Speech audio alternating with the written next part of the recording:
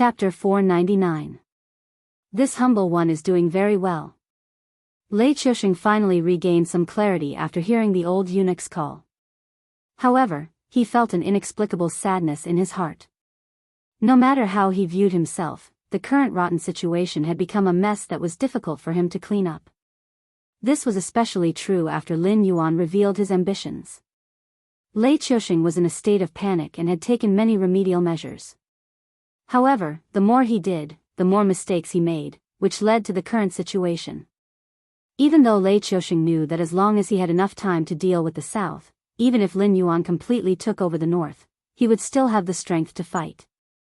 However, the enormous pressure that had been accumulating in his heart day after day made Lei Qiusheng, blinded by greed, choose to open the border. He gritted his teeth and let the frost mirror barbarian into the country, but he didn't expect that he would shoot himself in the foot. His originally resentful attitude completely changed after hearing the news of the southern evil cultists. He originally only treated Lin Yuan as an equal opponent, but he didn't expect that Lin Yuan's plans were even greater than his. The cultists had even bypassed him and directly contacted the most powerful forces. If the shadow had not happened to be in the south, it was likely that the cultists would have caused a huge ruckus before the report would appear on the shadow's desk. Because at this moment, Lei Qiusheng clearly understood that it wasn't just Lin Yuan. Even the civil and military officials of the court, as well as the top-level factions, all thought of him as the loser before the war even began. None of you are optimistic about this humble one's chances? This humble one is going to win this war no matter what. Lei Qiusheng suddenly took a deep breath and said in a low voice, "Eunuch Zhua, this humble one doesn't have any trustworthy people by his side right now. I can only trouble the servants' administration to make a trip to the northern border. Have the troops there withdraw in batches to the central plains and defend the imperial capital to the death. Without this humble one's orders, no one is allowed to fight on their own. Those who disobey will have their entire family executed." The old eunuch called Eunuch Zhua was shaken. He looked at Lei Qiusheng in disbelief, as if this was the first time he had met this person. "I am very clear-headed now. I know the consequences of doing so." Lei Qiusheng gritted his teeth and fiercely said, "Didn't they look down on me? They want this humble one's beautiful country, but this humble one will not give it to them. Even if they are lucky enough to beat this humble one this time, this humble one will leave them with a terrible mess." "Yes." Eunuch Zhua lowered his head again and pressed his forehead against the ground, trying to control his emotions. He wasn't sure what Lei Qiusheng was feeling right now, but he was sure that Lei Qiusheng wasn't clear-headed at the moment. Otherwise, he wouldn't have made such a decision that harmed others without benefiting himself. He wouldn't have chosen to give up on all his plans at this time. However, Eunuch Zhua did not have Eunuch Tai's cultivation, nor did he have Zhang Xiu's forbearance, nor did he have Li Zhong's wisdom. He was just a loyal official, a foolish loyal official. Thus, even though he knew that Lei Qiusheng's decision was wrong, Eunuch Zhua did not speak up to dissuade him. On the frost mirror grassland far away from the Shenwu dynasty. In the royal tent of the Shuiliao tribe. A man who seemed to be in his 30s was holding a book in his left hand and a white stone in his right. His brows were furrowed as he sat in the tent in deep thought. But he was the only person in the tent. No one knew who he was playing Go with, or what he was thinking about. The man's skin was white and delicate, as smooth as milk. He didn't seem like a child of the grassland who had been tempered by the sun and wind day and night. Instead, he seemed like one of those scholarly Confucian disciples from the south of the Shenwu dynasty. He even wore a moon-white brocade robe, the style of which had been popular in the Shenwu dynasty last year. However, the material used was even more luxurious and expensive than the vast majority of high-class cloth shops. One could tell at a glance that it was no ordinary item. Even more inconceivable was that the book in the man's hand was not some incomprehensible Go manual, nor was it a Confucian classic. Instead, it was a book that could be seen everywhere on the northern frontier and that no one dared to disobey, the new laws of the northern frontier. Third Prince, the Blood Eagle has sent back a message. A frost mirror barbarian wearing a leather coat and iron armor placed a stack of parchment in front of the man. Without waiting for him to speak, the frost mirror barbarian cupped his fists and left the tent. The man acted as if he hadn't heard anything. His brows were still furrowed as he pondered for an incense stick's worth of time. Suddenly, his eyes lit up and he gently placed the white stone in his hand on the chessboard. The entire chessboard instantly came to life. The white stone that had been in a disadvantageous position suddenly twisted and turned into a killing move. At this point, the man finally put down the book in his hand. He stood up and walked to a copper basin to wash his hands with water. Then, he used a piece of dry animal skin to wipe the water off his hands. Only then did he return to his soft couch and sit down. He picked up the stack of parchment and began to read. It wasn't until he finished reading the last parchment that the man slowly exhaled and murmured, "He's gone mad." The Blood Eagle was an intelligence agency that he had set up himself. However, Frost Mirror Barbarian wasn't good at intelligence. Even if he disguised himself, his skin and demeanor were completely different from those who lived in a world where birds sang and flowers bloomed. Therefore, there were very few secret agents and spies in the Shuangjin dynasty. Even if there were a few similar organizations, they were short-lived. They were either destroyed in an instant or slowly fell into a useless state. Even though his Blood Eagle could hide in the Shinwu dynasty, it still couldn't obtain first-hand information. This was also the reason why he could slowly think of a way to solve the chessboard after receiving the information about the Shinwu dynasty. However, based on this outdated information, he could draw several conclusions. Firstly, his valiant 13th brother was already confirmed dead. Second, the strength of the northern frontier was far beyond their imagination. It was estimated that none of the people who entered the north this time could come out. Third, Lei Qiusheng had gone mad. The first two pieces of information were already speculated by him. Even if they were confirmed now, they weren't worth mentioning. However, the last piece of information made him cautious. In addition to the information he received this morning, Lei Qiusheng was going to withdraw the border army in the north and let them directly enter the rich and livable hinterland of the Shinwu dynasty to occupy territory and plunder treasures. In other words, Lei Qiusheng was going to use the entire Shuangjin dynasty as a knife and let them be the executioners whose hands were stained with blood. For Lei Qiusheng would get rid of all the major problems and directly reshuffle the power structure of the entire Shinwu dynasty. But what if he's not mad? The third prince's eyebrows, which had just relaxed, were tightly knitted together again. His expression was a little uncertain. He dared to use the Shuangjin dynasty as a knife. Wasn't he afraid that it was easier to invite the devil than to send the devil away? Chapter 500. The third prince sat in his own tent and frowned as he pondered. After a while, he realized that something was not right. How did Lei Qiusheng end up like this? It was because the Qingjiang Empire and Shuangjin Empire had joined forces with the Hengduan Mountains and the Dragon Palace of the Four Seas to attack the Shinwu dynasty at the same time. As a result, even the basic garrison troops were transferred to the front line. Although the front line looked stable, the interior was as soft as mud. Not to mention the northern frontier king and the Qingpeng king, even the rebels could threaten Lei Qiusheng's position. However, why would the four forces join forces to attack the Shinwu dynasty? With the third prince's wisdom that did not match that of the people in the grassland, he quickly thought of the top forces that were above the empire. It was obvious that Lei Qiusheng had offended one of the top forces because of something. That was why there was a war everywhere, giving the aristocratic families and sects who coveted the high position space to cause trouble. After joining forces with Lei Qiusheng, the situation gradually became clear. The thing that made the top forces hate the Shinwu dynasty so much that they used all their influence to make the four forces join forces should still be in Lei Qiusheng's hands. Otherwise, both the Shuangjin Empire and the Qingjiang Empire would have withdrawn their troops and returned to the empire. After all, the monster horde in the Hengduan Mountains would not reason with them. Since they had no military strength, the neighboring empires would not miss this opportunity to loot a burning house. However, the strange thing was that the forces that bordered the Qingjiang Empire and the Shuangjin Empire did not attack them at all. It was only after they attacked the northern frontier that the monster horde broke out on the Shuangjin grassland again. All the signs pointed to the fact that the item was still in Lei Qiusheng's hands. Also, the reason why he dared to take the risk was that the item could help him turn the tables after his plan of driving the wolves to devour the tigers. He could destroy the Frost Mirror cavalry that invaded the Shinwu dynasty. Thinking of this, the third prince's forehead was instantly covered in a fine layer of cold sweat. Shakily standing up from his soft couch, the third prince walked step by step towards the door of the tent. This was not because his body was weak. On the contrary, the fact that he was able to maintain his fair and smooth skin on the Frost Mirror grassland was not because he was talented.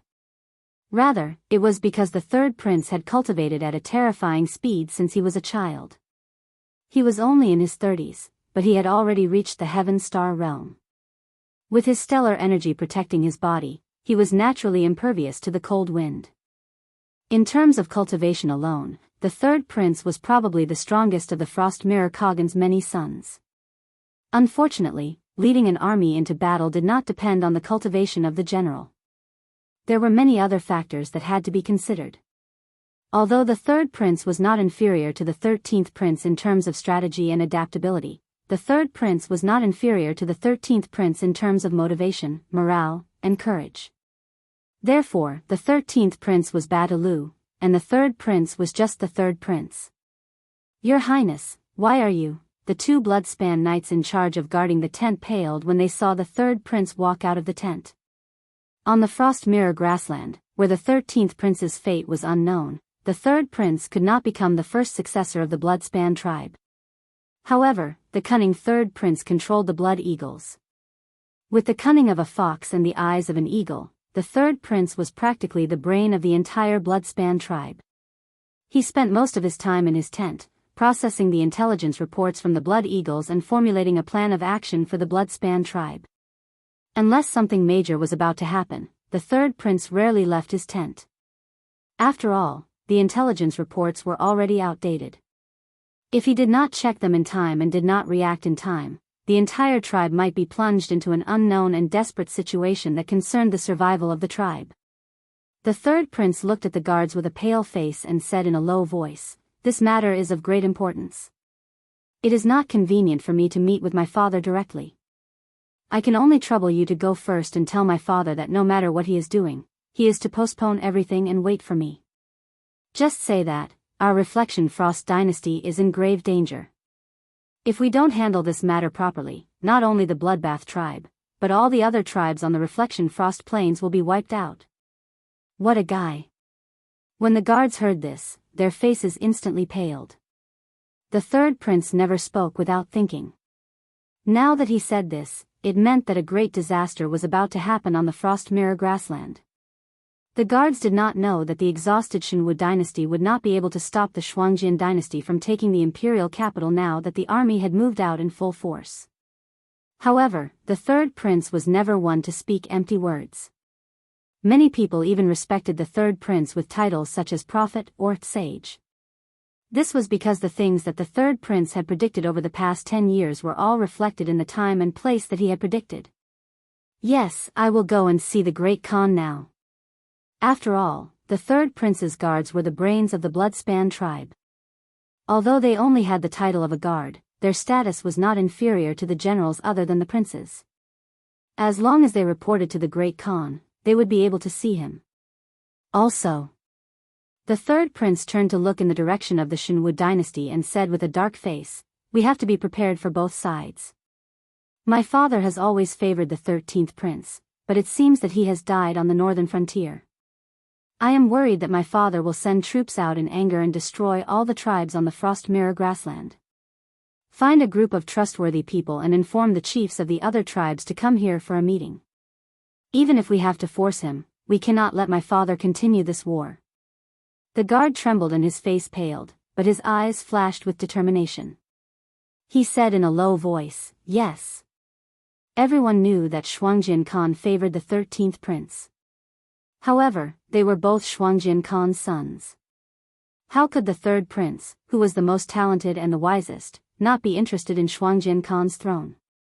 If he succeeded in forcing the third prince to abdicate this time, he would have succeeded the third prince. As long as he could win this war, he would be a big shot in the Bloodspan tribe and even in the Shuangjian dynasty. When the time came, the third prince might even allow him to leave with his tribesmen and establish his own tribe. For a better life in the future, for a lord who could rule over a region. It was a gamble. The third prince, who did not know the guard's complicated thoughts, sighed as he watched the guard leave. He looked in the direction of the Shinwu dynasty and murmured, "I hope it is not too late." Chapter 501. If the Shuangjin dynasty could get their hands on information, the northern frontier would naturally be able to get their hands on it. In fact, they would be able to get their hands on it much faster. Looking at the report on the table that had been confirmed by the Association of the Demon Emperor and the embroidered uniform guard, Li Zhong's eyes were filled with doubt. Was Lei Qiusheng crazy, or was he making a huge gamble? Or was he trying to drag the northern frontier down with him? Li Zhong believed that a person at Lei Qiusheng's level wouldn't lose their will to fight just because of a momentary loss. He also didn't believe that Lei Qiusheng would make such a crazy decision. If that was the case, then he would have to wonder if the person who had invaded the country with a strong army was the current divine martial emperor Lei Qiusheng. Once the northern frontier army retreats back to the central plains, the Frost Mirror cavalry will be able to attack the Shinwu dynasty unscrupulously. Of course, they might also attack our northern frontier. Judging from the factors of this simultaneous invasion, the Shuangjin dynasty's tribes, big and small, should be more inclined to plunder the Shinwu dynasty, which is currently lacking in battle strength. However, the disappearance of the 13th prince will cause the Frost Mirror Khan to target the northern frontier. Lei Qiusheng's seemingly crazy move has hit the nail on the head. If we go to stop the Shuangjin dynasty, we will have to split off our already small forces to take over the defense line left behind by the Shinwu dynasty's frontier army. Not only will it be a waste of effort, but it will also be easy for Lei Qiusheng to attack us. However, if we don't stop the Shuangjin dynasty, we will have to face the most elite Shuai Liao cavalry. Without the Shuai Liao knights who could contend against the divine marshal Chongbu, with the strength of the Shinwu dynasty's border army and Lei Qiusheng's plans, it would be more than enough to defeat the Shuangjin dynasty's invasion. When the time came, Lei Qiusheng would be able to reverse his decline and rebuild the morale of the army. Then, he would be able to find an opportunity to fight us head-on. Right now, the northern frontier's strength is barely enough to deal with Lei Qiusheng, who has recovered 50% of his strength. Add to that the Blood Liao Knights attack, and we can't mobilize more than 30% of our troops. Unless Uncle Gao's defensive fortifications along the river are miraculous, Lei Qiusheng will be able to catch his breath and kill us with a single punch.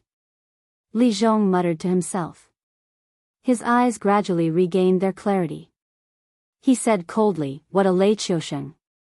Everyone's wisdom was different, and the level at which they looked at problems was also different. Eunuch Zhuo was on the first level, and he could only see the harm of Lei Qiusheng's move. The third prince was on the second level, and he could see the harm of Lei Qiusheng's move. He could also see the benefits from it and derive a series of calculations. Li Zhong was on the third level, and he directly eliminated the areas that were harmful to the Shinwu dynasty. He found the most crucial point and even used it to deduce the unfavorable situation the northern frontier would soon face. As for which level Lei Qiusheng was on, perhaps only he himself knew. When an expert made a move, the truth would be revealed. Lei Qiusheng had chosen between the north and the south to survive. On one hand, he catered to the north to force the south, but on the other hand, he was worried that the north would become too powerful and difficult to control in the future. Under this kind of worrying situation, no matter how good a card he played, it would be a lousy one. It would be very easy for Li Zhong, Lin Yuan, and other people with great wisdom to find the flaws, and then break his killing moves one by one and counterattack. Even at this point, not only had Lei Qiusheng not solved the trouble in the south, he had not even mobilized Lei Qiusheng and the rebel army in the south. If not for Lin Yuan's tit-for-tat by letting the cultists land in the south, perhaps the south would still be stable and waiting for Lei Qiusheng to be forced into a corner by the northern frontier. At that time, no matter what conditions the aristocratic families in the south offered, Lei Qiusheng would have to pinch his nose and accept them, and the scales of victory would begin to tilt towards the interest groups in the south. At that point, whether it was Lei Qiusheng or Lin Yuan, they would both become losers. It was just a matter of who would lose more in the end. But at the moment when he was completely on the verge of defeat, Lei Qiusheng was able to sweep away all his worries and boldly adopt the method of no construction without destruction to meet the attack of the northern frontier. Moreover, he changed his previous scheming attitude and chose to use an open and aboveboard scheme. He made the Shuangjian dynasty his butcher's knife. While suppressing the northern frontier and sweeping away the aristocratic families in the Central Plains, he concentrated his forces to defend the imperial city and the nearby territories. With the Shuangjian barbarians' fighting style of bullying the weak and fearing the strong, he was bound to bypass the imperial city, which was a fat piece of meat, and directly sweep through the territory of the interest groups in the south. The cultists, the Frost Mirror Barbarian, and the interest groups in the south would first fight each other, and then Lei Qiusheng would suddenly close the door and beat the dogs, directly eliminating all the internal problems. Even the aristocratic families that gave him a headache were swept away by the Shuangjian barbarian. How many of them would be left unharmed? How many of them would dare to challenge Lei Qiusheng? How could he count on the aristocratic families near the imperial city that Lei Qiusheng was toying with? Moreover, the Shuangjian barbarian would not continue to attack the Shenwu dynasty. Instead, they would retreat to the Frost Mirror grasslands to lick their wounds. At that time, if the northern frontier still could not deal with the problem of the Blood Liao Knights, it would be a huge joke.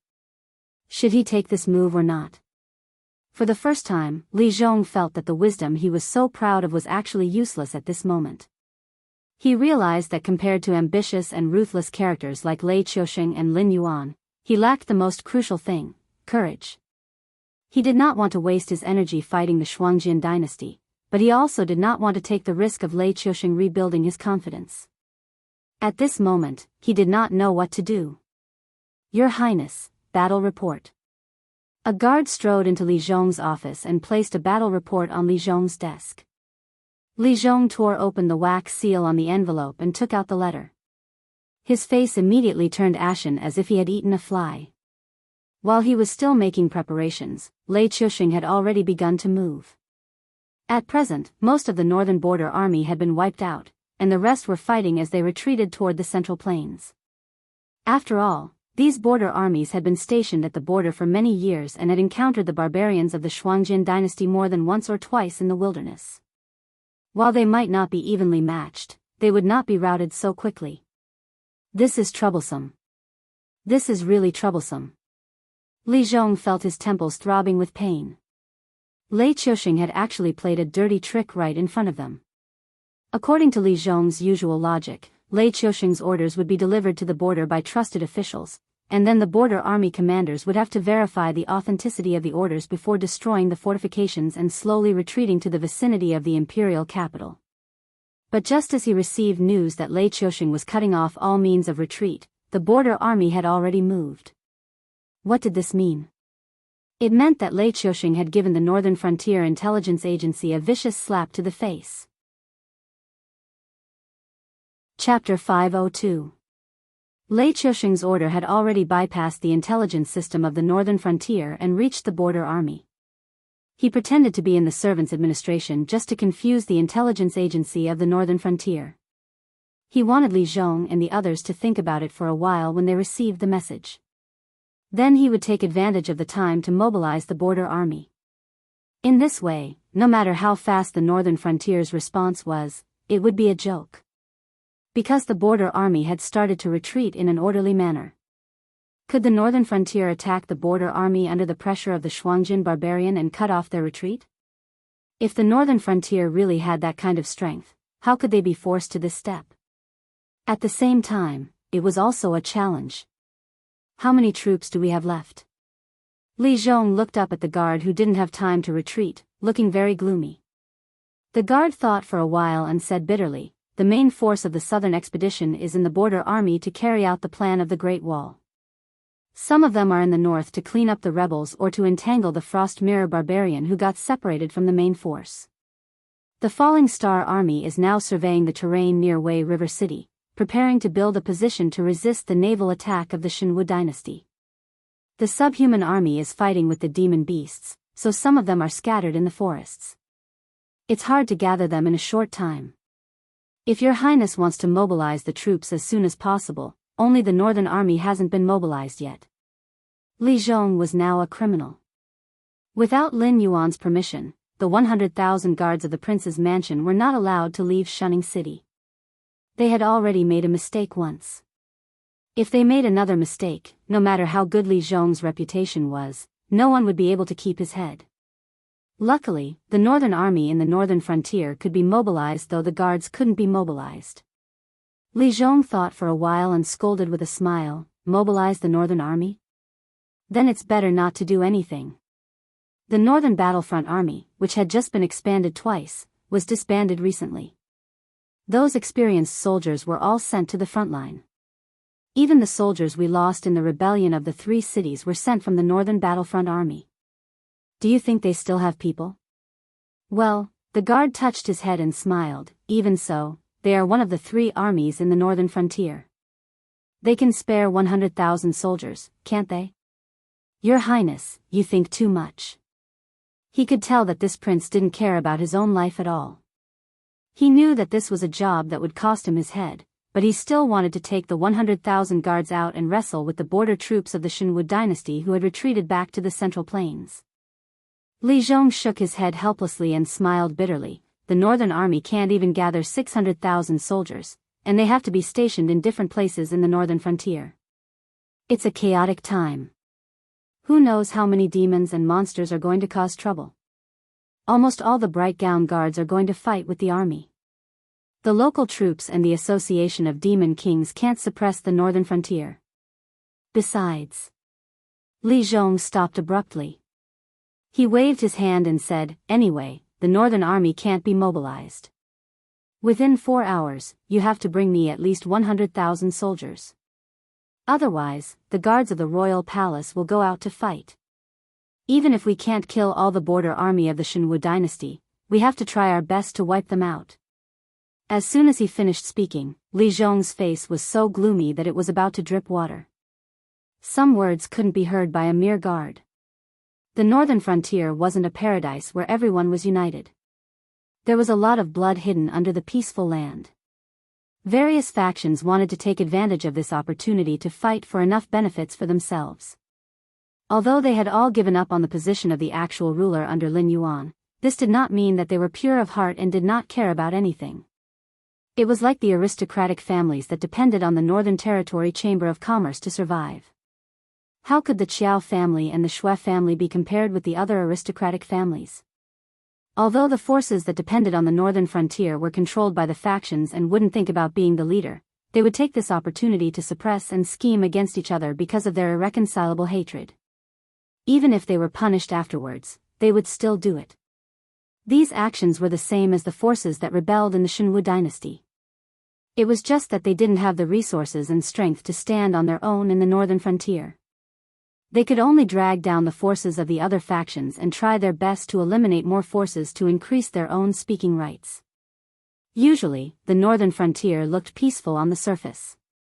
However, at this critical moment, no one could be sure whether they were loyal or not. Li Zhong didn't know who he could trust. He could only let them work together according to their original factions and try his best to avoid infighting. However, there were some ticking time bombs that he had to guard against. For example, Zhang Qilin. The guard had a bitter expression on his face. He could only helplessly accept this task before turning around and leaving the office. He didn't have as many misgivings as Li Zhong. Naturally, he didn't have as many worries as Li Zhong. However, Li Zhong was now their master. Once Li Zhong fell from power, they could forget about having good days in the future. I really envy you guys. You don't have to think so much.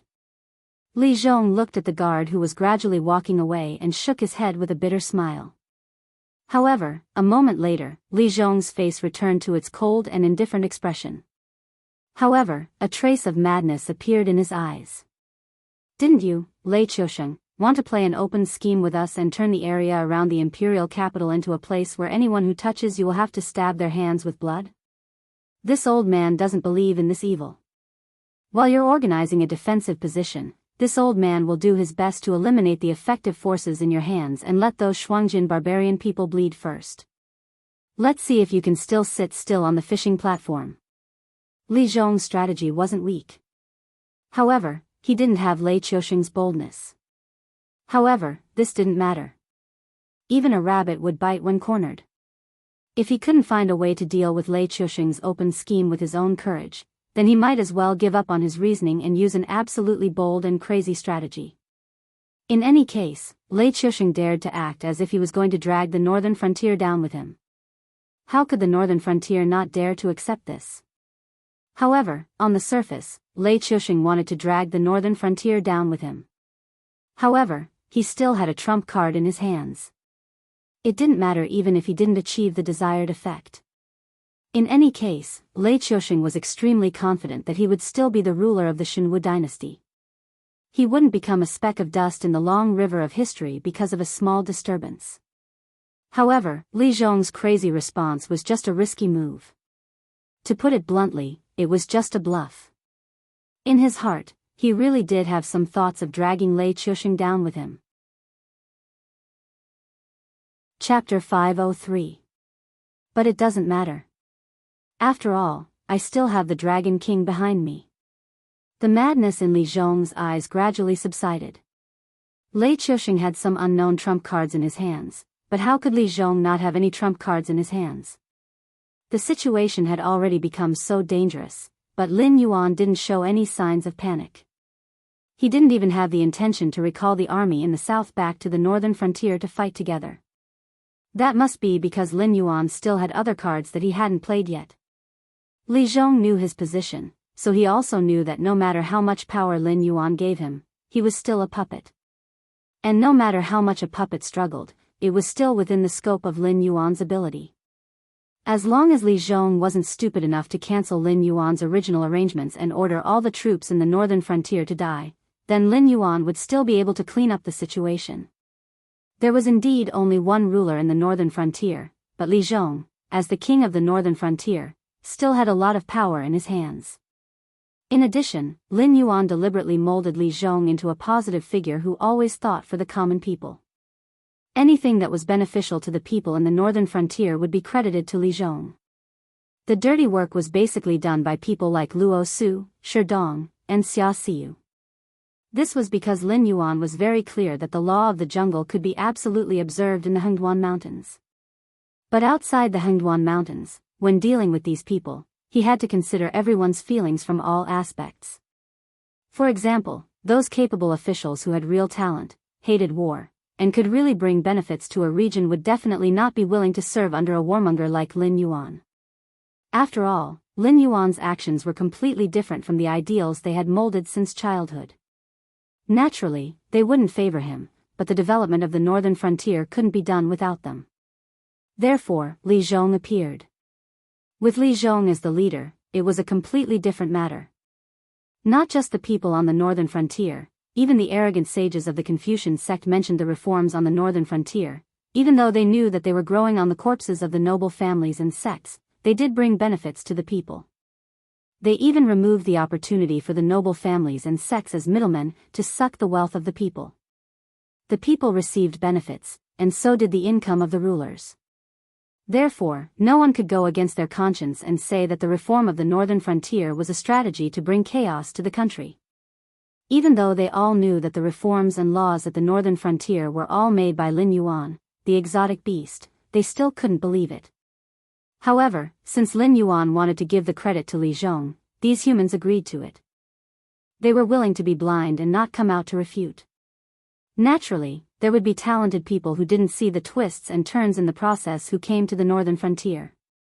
Therefore, Li Zhong's position in the northern frontier was very special. Different from the previous two kings of the northern frontier, although Li Zhong didn't have his own faction, his orders carried much more weight than the previous two kings. This was because he was assigned for Lin Yuan to recruit talents. Even if Li Zhong wanted to die, Lin Yuan had to find a way to protect him. I hope you won't walk on that path of death. Li Zhong placed his hands behind his back and sighed faintly. The situation at the northern frontier was indeed complicated. However, Zhang Qilin and Shen Lin Jun, who used to be reserve soldiers, were even more difficult to deal with. These people were 100% loyal to Lei Chuxing. When Luo Su was teaching Li Zhongsheng, Lin Yuan promoted Zhang Qilin and let him lead those people to build the northern army. Therefore, Li Zhongsheng was under the subtle influence. His loyalty to Lei Chuxing was no longer what it used to be. This time, Lei Qiusheng's action of no building without destruction had greatly impacted Li Zhongsheng, who had been nurtured in the northern frontier. Therefore, Li Zhongsheng, who was far away in the front line, might not be absolutely loyal to Lin Yuan. However, when it came to protecting the people of the northern frontier, Li Zhongsheng would spare no effort to complete it. Therefore, the Great Wall plan would never have any mistakes. However, Zhang Qilin, who had been hanging out with those old brothers, wasn't affected by this. These people still maintained absolute loyalty to Lei Qiusheng. Since Lei Qiusheng could bypass the intelligence agencies of the northern frontier and move the border army to retreat under their noses, then it was impossible for him not to bypass their spies and send the secret edict to Zhang Qilin. At this critical moment, it was better to be stabbed by someone from the inside than to fight against those barbarians of the Shuangjin dynasty. Li Zhongsheng stayed in the northern frontier as a prisoner because he wanted to keep an eye on Zhang Qilin and those old subordinates of Li Zhongsheng. However, now that Lei Qiusheng had taken such drastic measures, only an idiot would let those border army soldiers leave. However, if he moved, no one could guarantee that Zhang Qilin wouldn't act rashly. Before this, the northern frontier's troops were all sent from the northern battlefront army. Of course, it wasn't because the soldiers of the northern battlefront army were strong and had good training. It was because Lin Yuan didn't want Zhang Qilin and those reserve soldiers of Shen Lin Jun to make the northern battlefront army into a private army. That was why he wanted to use this method to scatter those officers of Shen Lin Jun's reserve soldiers into different troops so that they couldn't cooperate with each other. Two flowers bloomed, one on each side. Let's not talk about the scheming in the northern frontier for now. Li Zhongsheng, who was near Donglin City, wasn't having a good time at the moment. Because of the Shenwu dynasty's border army's retreat, the original barrier naturally didn't exist anymore. Although the Shenwu dynasty's army wouldn't go deep into the northern frontier's territory, they wouldn't come near the border and cause trouble near Donglin City, which was heavily guarded. However, even if the Shenwu dynasty's army didn't come, it didn't mean that the Shuangjin dynasty's barbarians were so sensible. As soon as the border army retreated from the fortifications, the barbarians rushed in impatiently. After all, the border army had been ordered to defend the defensive line for the past few days. Not to mention supplies, even the scouts couldn't penetrate the defensive line. Therefore, the 1.2 million Frost Mirror barbarian from before had completely lost contact with them. Now that things had developed to this point, it wasn't just a matter of the missing 13th prince anymore. If the 150,000 Blood Gold Knights were wiped out here, even Frost Mirror Khan wouldn't be able to stop the decline of the Blood Gold tribe, let alone the 13th prince. If the 1.05 million cavalrymen were also lost, who knew how many tribes would be wiped out this winter? Because of this, the chiefs of the Shenwu dynasty's territory were extremely anxious. They repeatedly ordered the northern frontier to release these warriors even if they had to suffer some losses. Therefore, more and more Frost Mirror barbarian rushed into the Shenwu dynasty's territory like wolves and tigers, urgently wanting to get in touch with the vanguard troops. Chapter 504. Previously, Li Zhongsheng had used a different strategy to eliminate the vanguard troops, so he could treat them as if they did not exist. But now that the Great Wall plan was halfway through, if he allowed this large wave of barbarians to pass through, the entire plan would become a joke. Moreover, even if these barbarians were not very smart, it was impossible for them to allow the northern territory to build a defensive fortification that could isolate them from their territory. Damn it, let's go all out. Li Zhongsheng unsheathed the long sword at his waist and said fiercely, "Don't panic. Craftsman, finish your work in an orderly manner. My men will escort you back to the safety of Donglin City in an orderly manner. Leave 5,000 men to guard the craftsman. The rest of you, follow me and prepare to fight those barbarians." Almost all of the soldiers following Li Zhongsheng were the elites of the southern expedition. Apart from the first batch he had brought out, the rest were all veterans who had participated in the encirclement and suppression of the rebel army in the north. Although the quality of their battle was not up to par, they had still been honed on the battlefield. These soldiers naturally exuded the aura of an invincible army. The Shuangjin barbarian army arrived in an instant, but they did not break through the enemy's formation and charge immediately. Instead, They set up camp 15 li away from Donglin City, seemingly intending to engage in a tug-of-war with Li Zhongxing's headquarters. This was the first time the two sides had met. Even the arrogant Shuangjin barbarian army did not dare to be careless at this moment. After all, the 13th prince, 200,000 Bloodridge cavalrymen, and 450,000 cavalrymen from various tribes had all been lost in the north. Now that the brothers who had invaded the Central Plains had regained contact with them, those who had entered the northern territory were like clay oxen entering the sea. It was as if they had disappeared directly. Given the barbarians' character of bullying the weak and fearing the strong, even if they had not personally experienced the battle with the northern frontier army, they would still realize that the so-called information about the northern frontier being weak was all fabricated by the Shenwu dynasty to deceive them. The one who was truly weak was the Shenwu dynasty. However, now that things had developed to this point, the Mirror Frost dynasty did not have the spare energy to cause trouble for the Shenwu dynasty for the time being. After all, their brothers, as well as the 13th prince, whom the Khan had placed all his hopes on, were all trapped in the north.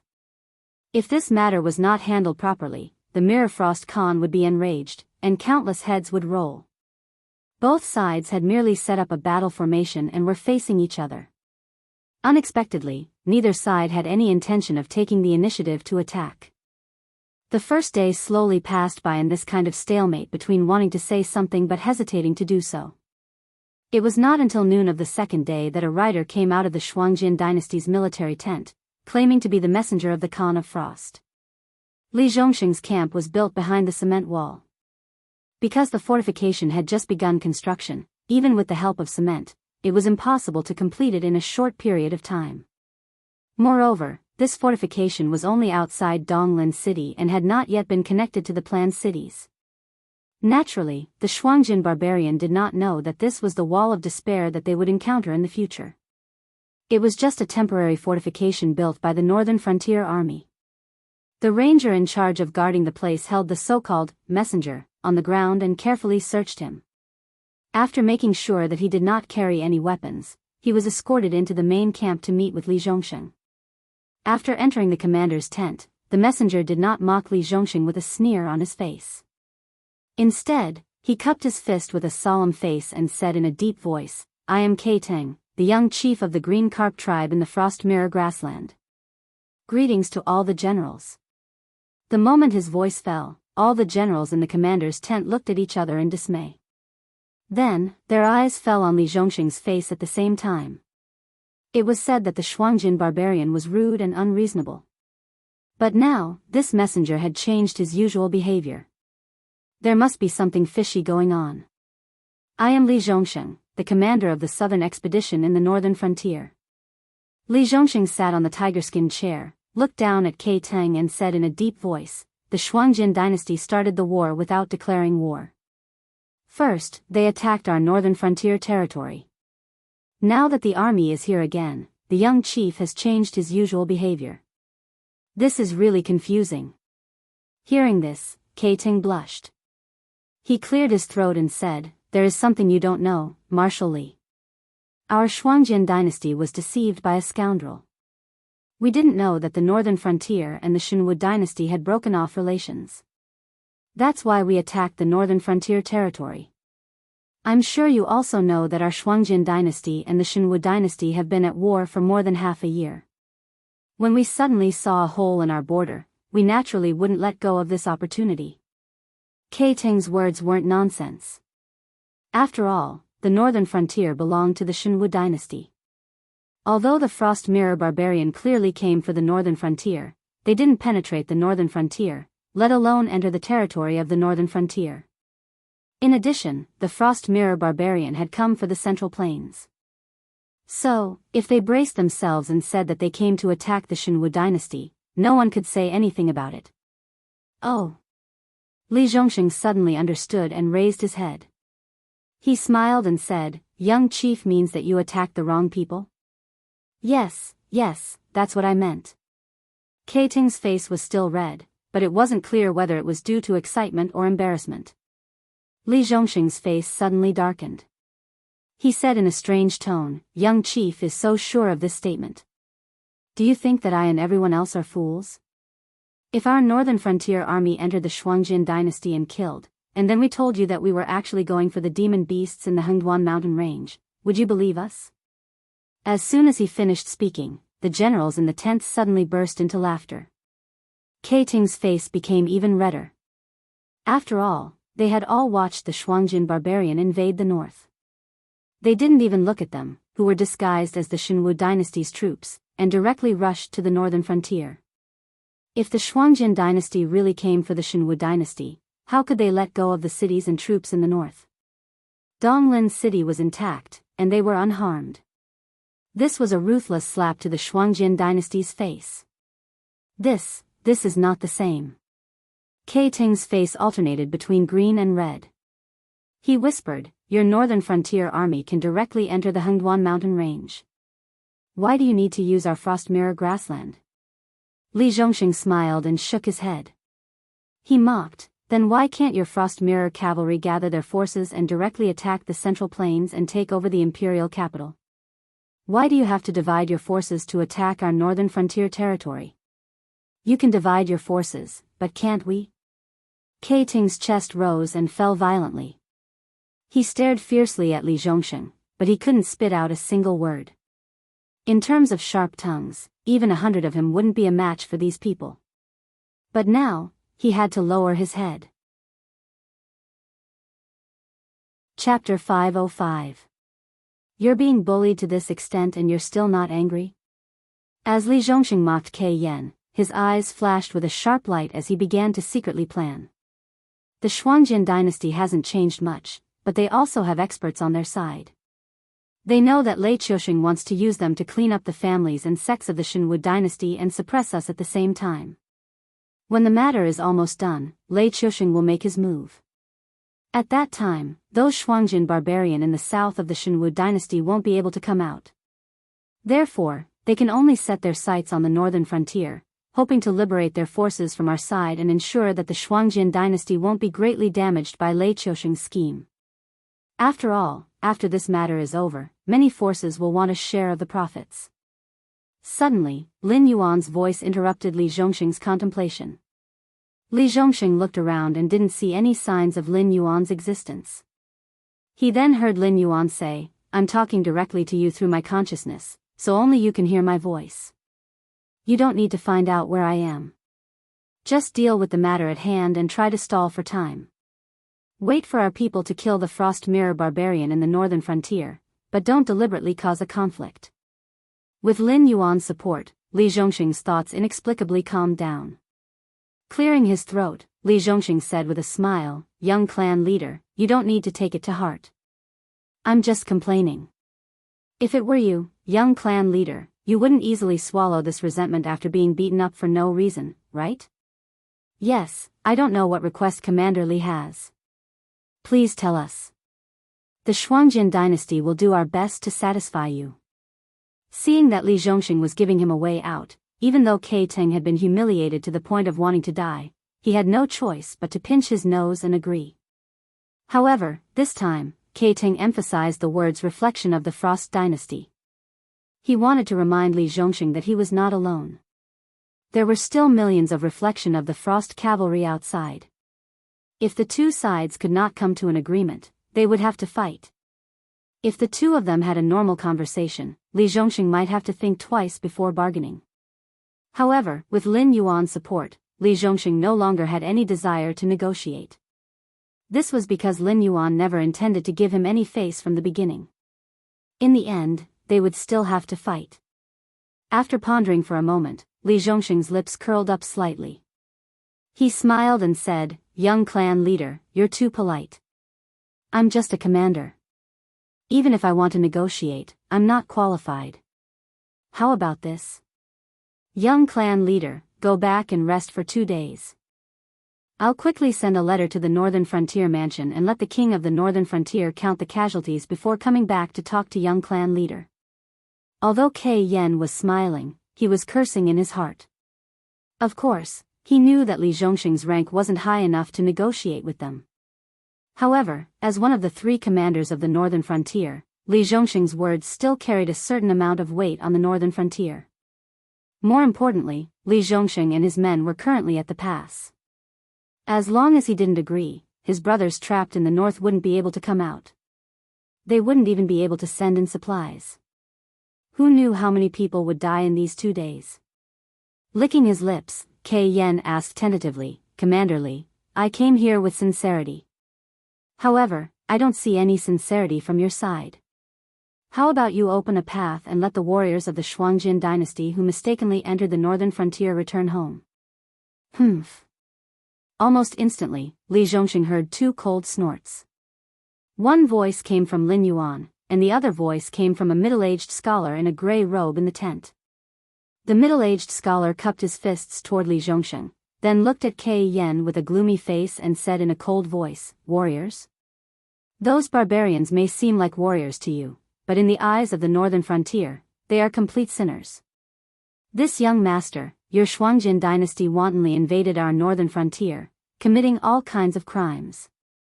Now that you see that the situation isn't right, you send someone over to say a few words and want us to let them go? Isn't the price of invading our northern frontier a little too low? You are?" The corners of Kai Yan's mouth twitched as he gloomily stared at the middle-aged scholar. After all, Li Zhongxing's army was blocking the path that they had to pass through.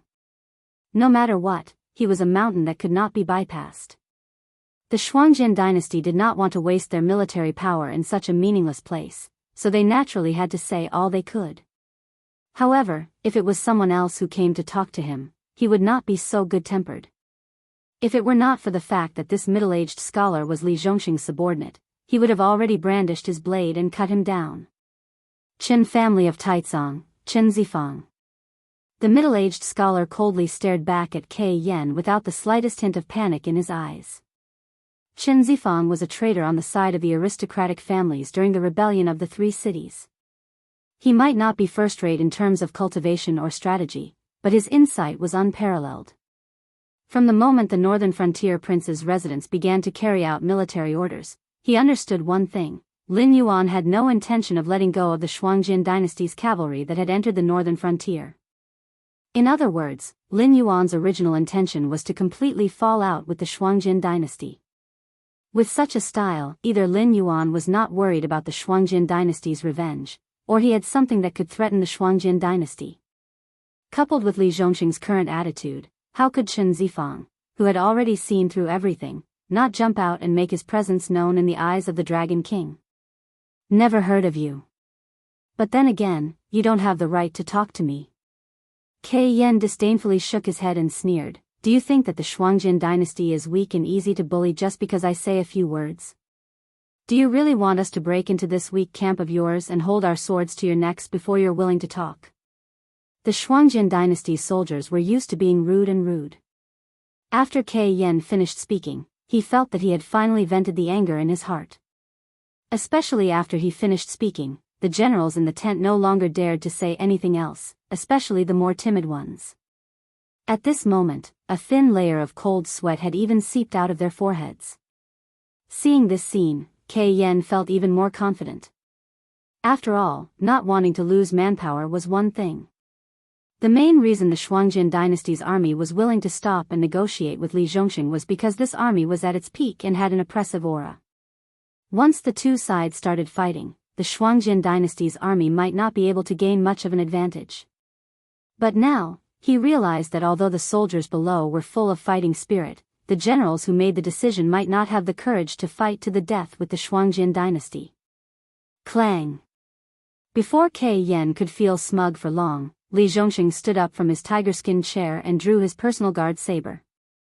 He walked over to Kai Yan with a majestic gait, his eyes blooming with killing intent. "Since young clan leader has said so, then let's talk after we fight." Chapter 506. As soon as Li Zhongxing's challenge ended, the generals and strategists in the tent no longer hesitated. They all stared at Kai Teng like hungry wolves as if he was a piece of juicy pork. Just being stared at by the generals made Kai Teng break out in a cold sweat. He originally thought that these generals of the southern expedition were unwilling to go to war with the dual sword dynasty. However, after Li Zhongxing spoke, their sudden change in attitude revealed the problem. They weren't afraid of going to war with the Shuangjin dynasty. Instead, they were worried that the crime of going to war with the Shuangjin dynasty at the northern frontier would fall on their heads. By then, no matter who won or lost, there would be rivers of blood on both sides. Whoever started the war would be the sinner. Now that Li Zhongxing had taken on the responsibility, they naturally didn't have any scruples. After all, they were all soldiers. Kei Ting could also understand the attitude of the generals of the southern expedition. If they didn't go to war, how long would they have to endure before they had the chance to be promoted? Marshal Li, you'd better think this through. The Reflection Frost dynasty has come with sincerity. As long as you release our people, we can negotiate any compensation you want. But if you insist on not giving way, we'll carve out a path of blood to bring our brothers home even if we have to kill you. Kei Ting swallowed his saliva as he sensed the shocking killing intent from Li Zhongxing. His face turned slightly pale. Putting aside the fact that his cultivation wasn't as good as Li Zhongxing's, even if he could defeat Li Zhongxing in a one-on-one fight, there were still the generals of the northern frontier and close to 1 million soldiers of the southern expedition. What was the difference between wanting to kill his way out of this military camp in his unarmed state? Li Zhongxing stopped and rubbed the tip of his nose. He sneered and said, it seems like young clan leader is afraid. Nonsense.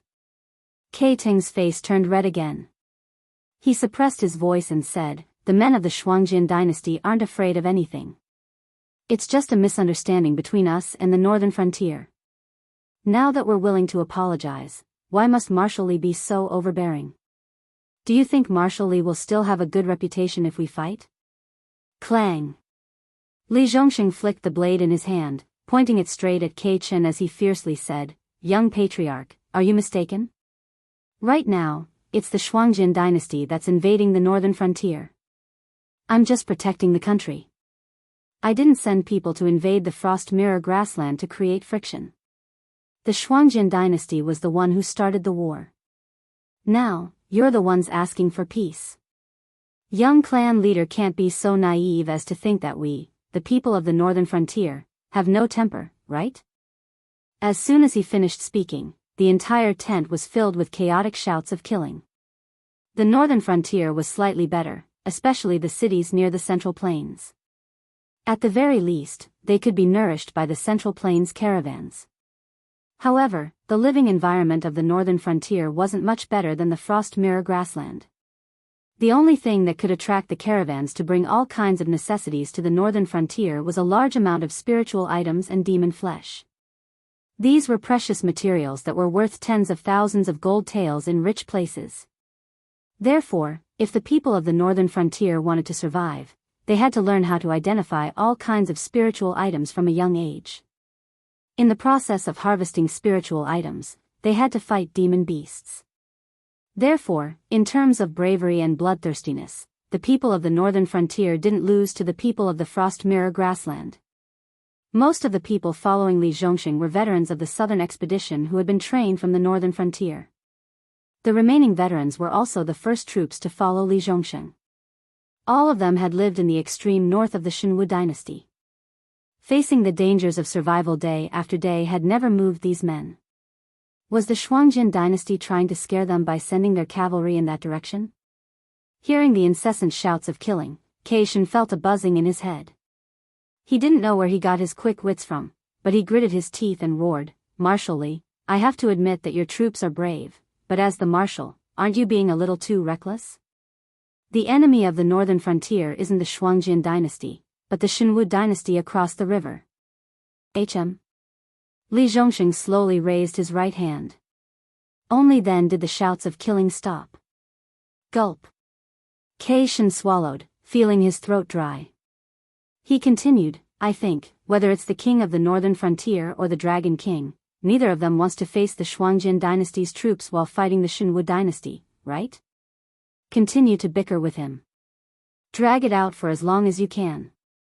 In any case, none of the people who invade the northern frontier will live. Suddenly, Lin Yuan's voice rang out in Li Zhongxing's mind again. Li Zhongxing's lips curled up slightly. He looked at Kei Shen with a kind expression and laughed. Didn't this marshal say that I'm not qualified to speak with the Shuangjin dynasty? This marshal isn't high enough to discuss this matter with the Shuangjin dynasty. If you really want to talk, then let's wait for 2 days and do as His Highness says. Is that all right? Although Kei Shen's expression was unsightly, Li Zhongxing was already pointing a blade at him. He naturally knew that he couldn't go too far. Otherwise, this fellow really wouldn't mind fighting with them. After all, the Northern Frontier's current thinking was that they were protecting their country. The responsibility of starting a war didn't even fall on them. But if they fought, the merits would be theirs. Kei Shen nodded with some difficulty and said helplessly, "Everyone, let's both take a step back. Before we reach an agreement, we won't ask you to release our brothers trapped in the Northern Frontier, but we ask that you provide them with supplies." Chen Zifang sneered and said to the general next to him, "Hey, Li Zhen, have you ever heard of a burglar breaking into your home and then having to provide him with food and water after holding him down with great difficulty?" "Never heard of it." Like his name, Li Zhen looked burly and powerful, but he had a sharpness that didn't match his appearance. He didn't hesitate to cooperate with Chen Zifang and said with a smile, "In my hometown, when you catch a burglar, you don't even need to send him to the officials. Just beat him to death." Kei Shen's expression darkened as he looked at Chen Zifang and Li Zhongxing. Before he could say, "I've tolerated you for a long time," he felt Li Zhongxing's blade getting closer to his neck. He could only bitterly say, "I know this request is a bit excessive, but those brothers can't just eat and drink, can they?" Since Marshal Li also believes that this is a misunderstanding, why should we expand the conflict? If it really doesn't work, we can just send supplies to those brothers inside. Is that not enough? Li Zhongxing lightly shook his head and said with a cold face, "Before His Highness's decree, your troops are not allowed to advance an inch. Otherwise, we will treat it as a declaration of war." At this point, Li Zhongxing glanced at the smiling Chen Zifang. Seeing that the latter was slowly becoming serious, he said in a low voice, "But your troops can give the prepared supplies to me. I will arrange for people to send them to the rear." Kei Shen's brows furrowed and he couldn't make up his mind. Chapter 507. In the end, Kei Ting chose to give in and agreed to send the supplies to the Southern Expedition's camp.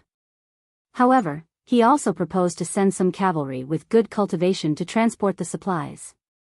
Firstly, he wanted to ensure that these supplies would not be used to support the enemy. Even if the Southern Expedition wanted to take these supplies, they might not be able to kill all the cavalry. If one or two escaped, the two sides might go to war.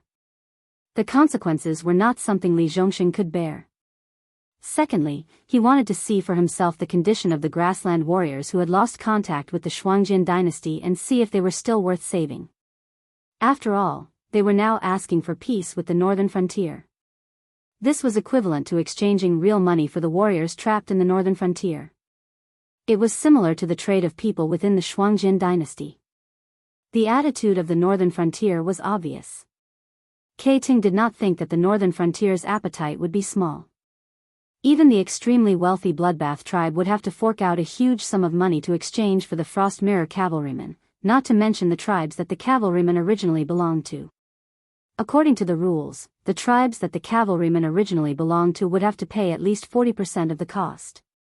If this amount of wealth was distributed to the various smaller tribes, it would be an astronomical sum that would suffocate them. Although the Frost Mirror grassland did not lack resources, due to the special living environment, they did not only trade animal meat, spiritual items, and other goods that were widely circulated everywhere. The extra people would also be treated as trade goods.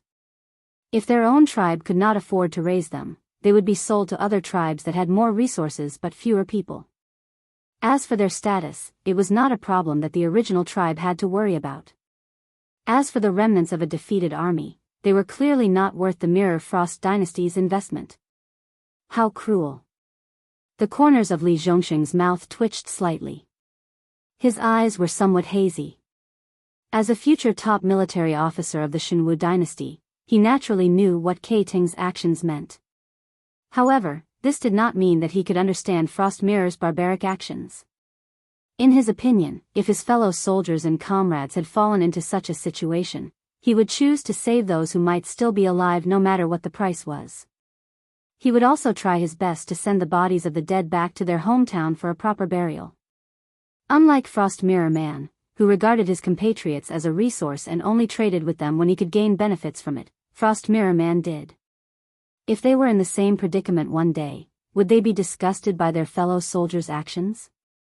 After Kai Ting left the camp, Li Zhongxing waved his hand and dismissed all the generals and staff officers in the commander's tent. In order to prevent a troop from becoming the personal army of the commander, Li Zhong carefully divided each troop into different battalions.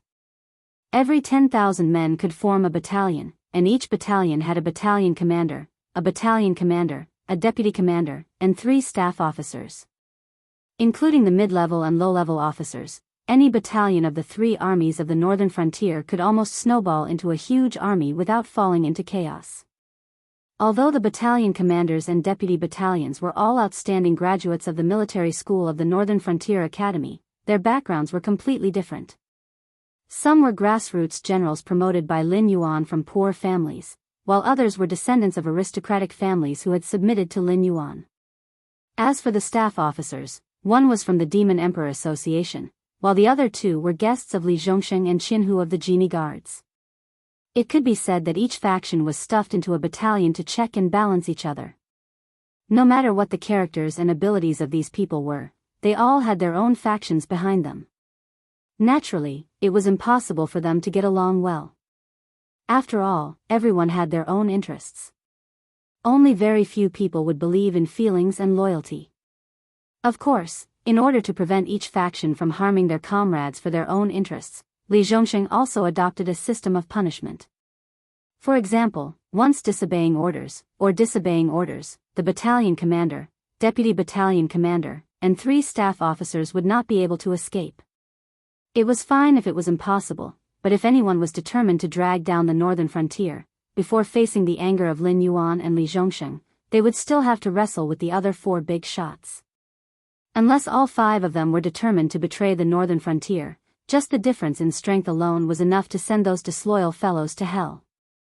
It was also because of this system of appointment that although Li Zhongxing was nominally the commander of the southern expedition and could mobilize any unit, he could only give a general strategy and detailed battle objectives. The degree of completion and the plan of completion were all discussed by his subordinates. If Kai Ting had not come to the meeting as an emissary of the Shuangjin dynasty, the northern frontier generals and staff officers would never have gathered in Li Zhongxing's tent. Now that the meeting was over, even if Li Zhongxing did not ask them to leave, they would not stay here for long. After all, no one knew when the war would start. If they had the time to chat here, they might as well go back and sharpen their weapons. Dragon King, I'm not doubting you, but I feel that your way of doing things is no different from playing with fire. After everyone had left, Li Zhongxing casually threw his saber to the side and sat down on his tiger-skin chair. He said in a deep voice, "Since you don't intend to negotiate with these barbarians, you shouldn't keep them in suspense. Now that things have come to this, it's really not easy to end things." Lin Yuan's projection slowly condensed in Li Zhongxing's commander's tent. A cold glint flashed in his different-colored eyes as he sneered, "I want to use the fate of these barbarians to tell everyone that no matter what schemes they have behind the scenes, if they don't have the determination to fight to the death with the northern frontier, don't interfere. Otherwise, this king will directly chop off their hands. Do you think it's better to settle things once and for all, or to drag things out slowly?" At this point, Lin Yuan paused for a moment and said, "The Northern Territory Chamber of Commerce has indeed brought in a lot of profits. Before this, it could almost support the simultaneous operation of several projects. But after the war started, 2/3 of the reform and construction projects in the northern frontier were suspended, and all the money squeezed out was used to fund the various troops. Because of this, the various departments still owe the soldiers their salaries. Although the equipment from the Ministry of Works and the Ministry of War has been equipped with all of you, they have only paid you a portion of the cost of the materials. They still haven't paid you the labor fees and salaries." A string of black lines slowly appeared on Li Zhongxing's forehead. Of course, he knew that war cost money, and a lot of it at that. For example, the Shenwu dynasty had been peaceful for decades. Even if the officials were greedy, the treasury was still considered rich. It wouldn't be an exaggeration to say that Lei Qiusheng slept on a mountain of gold every day. But how long had it been since the war on four fronts started? The treasury of the Shenwu dynasty had basically been emptied. Chapter 508. After all, you're a general now. You can't think in such a simple way. Theoretically, I should only pay you the salary of the South Expedition Army. Actually, you should be concerned about the expenses and rations of the surrendered troops and captives. However, I still paid the bill for you. As of now, your South Expedition Army is growing larger and larger in scale. Did I tell you to stop? Lin Yuan sat up and said calmly, anyway, I don't want to fight the Shenwu dynasty and the Shuangjin dynasty slowly.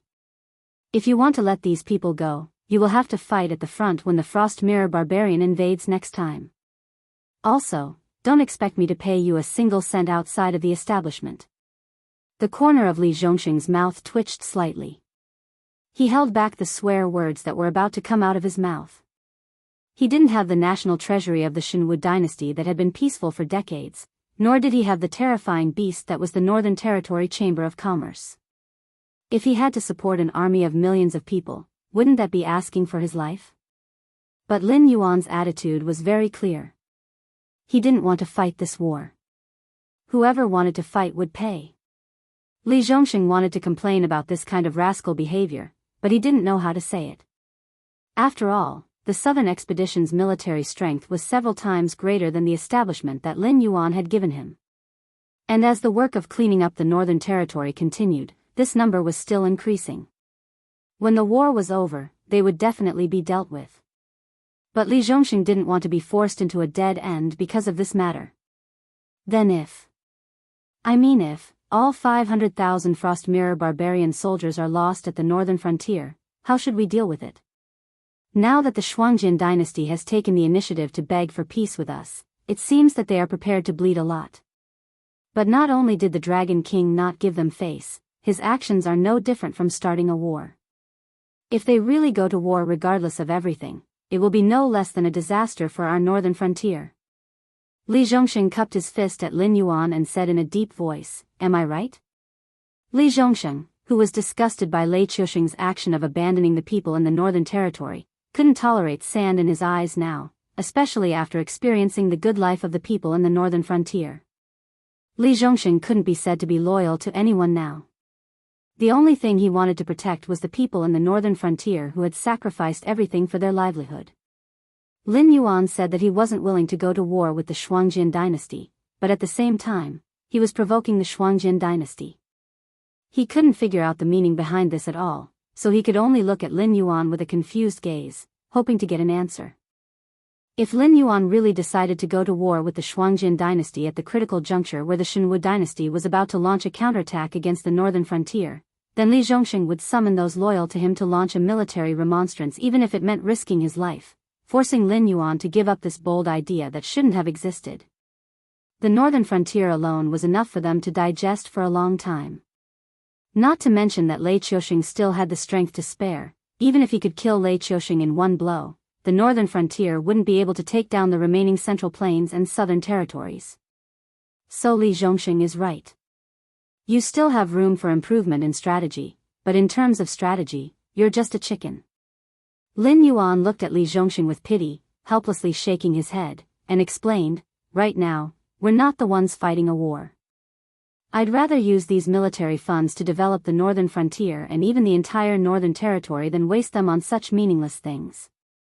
You're also one of the people with the highest status in the northern frontier. You should know how much work we still have to do and how much resources we lack. Hearing this, although Li Zhongxing didn't like the way Lin Yuan looked at him like he was an idiot, he still nodded to show his agreement. If Lin Yuan really was a warmonger, he wouldn't waste time researching the new laws of the northern frontier. He also wouldn't exterminate the sects and then punish the noble families. He also wouldn't take all the land in the northern frontier and rent it to the people for farming at a very low price. At the same time, he would establish the Northern Frontier Academy and a series of huge projects related to people's livelihood, medical care, and other fields.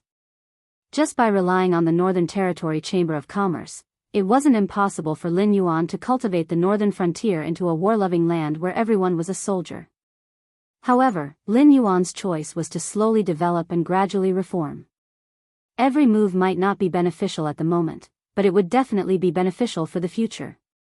If there were really so many resources that he didn't have any place to use them, Lin Yuan would definitely carry out more projects and build more gathering places so that every inch of land in the northern frontier could be used properly. He wouldn't train an army to compete with the Shinwu dynasty. Although it looked like Lin Yuan made the first move, in reality, Lin Yuan's purge of the northern frontier was Lei Qiusheng's idea. The situation had developed to this point because Lei Qiusheng didn't want Lin Yuan to easily take over the northern frontier. It would be best if he acted like a tool and wiped out the rebellion in the northern frontier. After forcing the southern frontier to make a move, he would obediently retreat to his own northern frontier. However, Lei Qiusheng wasn't the only tyrannical person in this world. Lin Yuan, who was able to come up with God's mandate and King's law, was no less tyrannical than Lei Qiusheng. However, Lei Qiusheng didn't have the boldness to lie by the side of the bed and allow others to sleep soundly.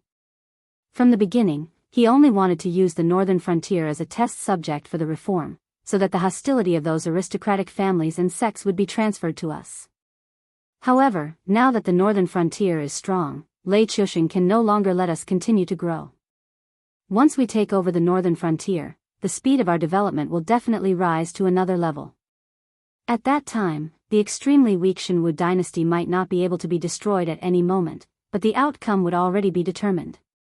Therefore, the battle between the Shinwu dynasty and the northern frontier will happen sooner or later.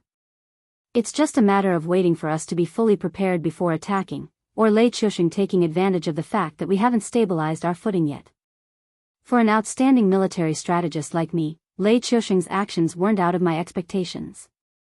On the contrary, I didn't expect the Shinwu dynasty to be so weak.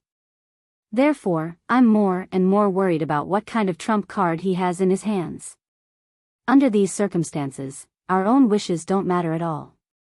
Right now, the Reflection Frost dynasty has changed their ways and is humbly begging for peace with us.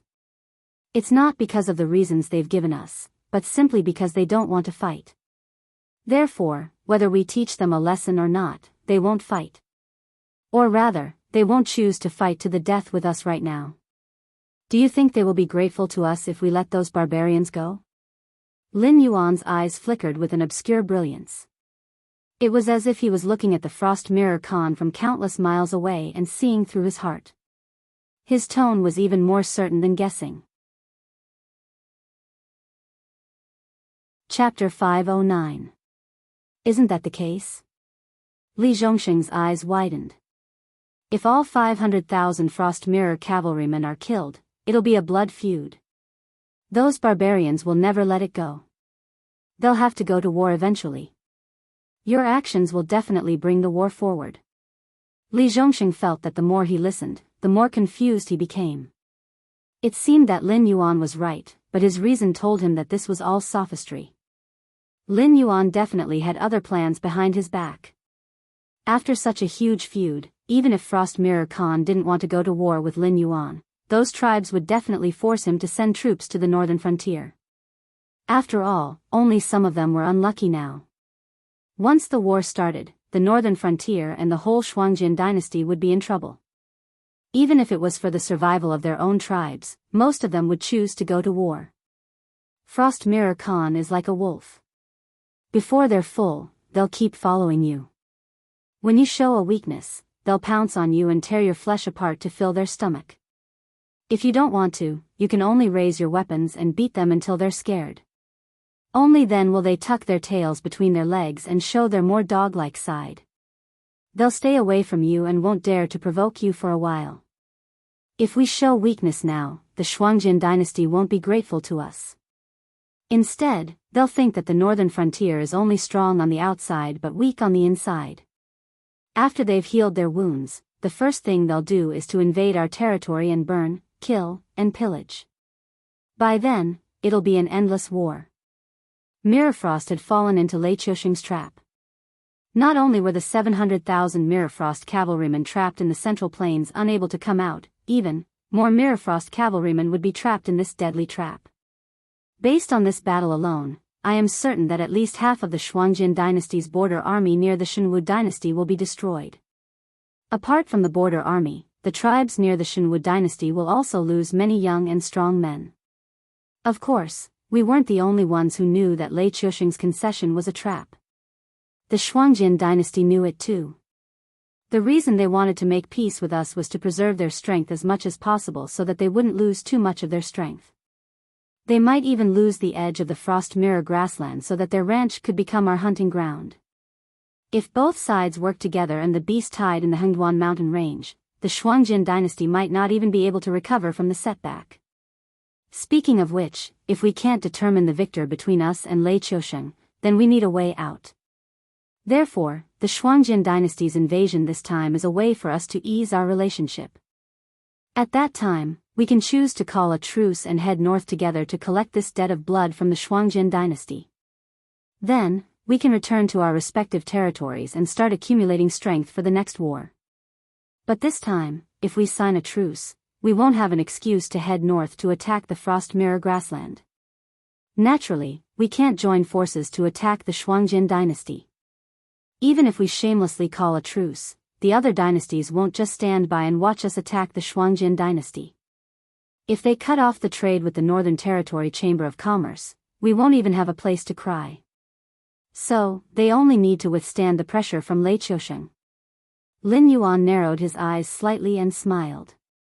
I don't want the northern frontier to fall into a two-sided war.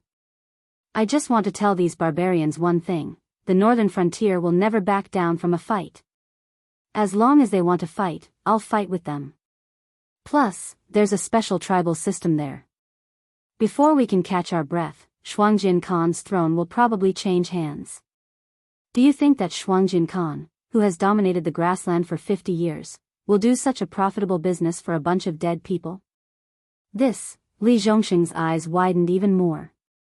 He said with a puzzled expression, since the Shuangjin dynasty has already seen through the trap, won't they know to withdraw and wait for the right opportunity? They'll attack us when we fight with Lei Qiusheng. No matter who they help, or whether they fight on both sides, they'll still benefit from it. That's what we need to do. Fan the flames, add oil, let this fire burn even more fiercely. Let the Shuangjin dynasty suffer the greatest loss and force them to swallow their anger. The coldness in Lin Yuan's eyes slowly faded and turned into an obscure emotion. I'm slow-witted. I don't understand what the Dragon King means. Li Zhongxing shook his head with a bitter smile. However, he was sharp enough to smell the blood in Lin Yuan's words. In the end, weren't they still going to fight? Sophistry indeed. The loss of 500,000 Frost Mirror Barbarian is not an unacceptable loss for the Shuangjin dynasty, because the number of young men who die from the cold, starvation, or being killed by demon beasts on the grassland is far more than that. However, for some tribes, the loss of these young men is a disaster. They won't accept this result easily, so they'll do everything they can to recoup their losses. For example, 500,000 Frost Mirror Barbarian died on the northern frontier, but 700,000 Frost Mirror Barbarian killed and looted as they pleased in the Central Plains.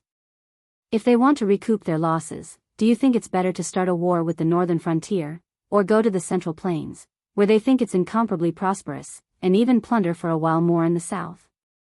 If we show enough strength, the Shuangjin Barbarian will wisely choose to avoid us and hold this grudge in their hearts for the time being. However, in the current situation, their first choice is still to plunder the Shenwu dynasty. This wise decision is what both Lei Qiusheng and I want to see. The only ones who want to stop them are the higher-ups of the Shuangjin dynasty. However, the tribes that have suffered losses won't let go of such a good opportunity, especially the small and medium-sized tribes outside the range of Frost Mirror Khan's influence.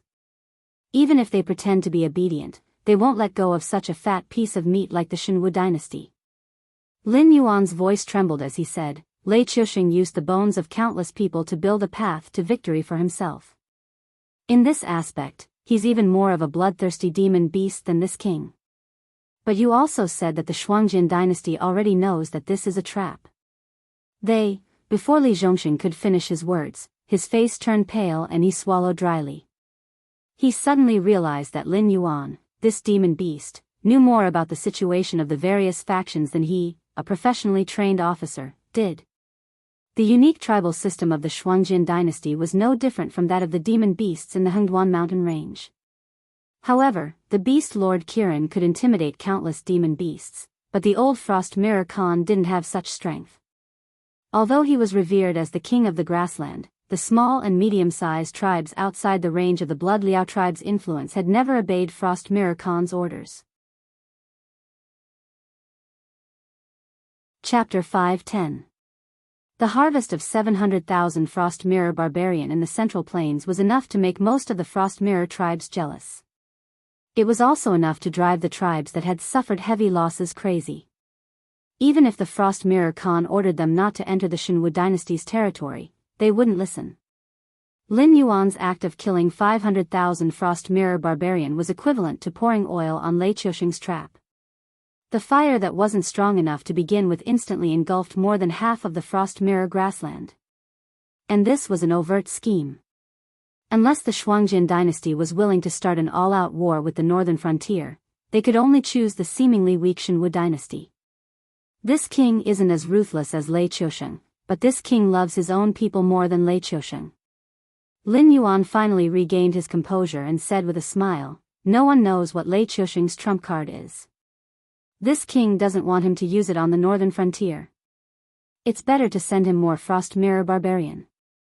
When he can't hold on anymore, he'll naturally reveal his trump card in advance. I know what to do." Li Zhongxing nodded with a serious expression. No one knew what Lei Qiusheng's trump card was, but in this situation, unless Lei Qiusheng went crazy, he definitely had something that could change the situation in an instant. Letting Lei Qiusheng use this thing on the Shuangjin barbarian was obviously much better than using it on the northern frontier. Although he didn't like this kind of scheme, it wasn't his own doing. However, this wasn't his doing, and it was indeed for the sake of the entire northern region. Therefore, even if Li Zhongxing didn't like it, he could only persuade himself to accept and even obey. The next morning, Kai Yan led 30 Shuel Yao cavalry and 200+ carriages of supplies, his face solemn as he arrived at the Southern Expedition's scouting area. After yesterday's meeting, Li Zhongxing had no intention of stopping him.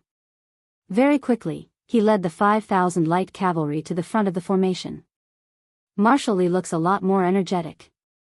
Kei Fan rubbed her hands together.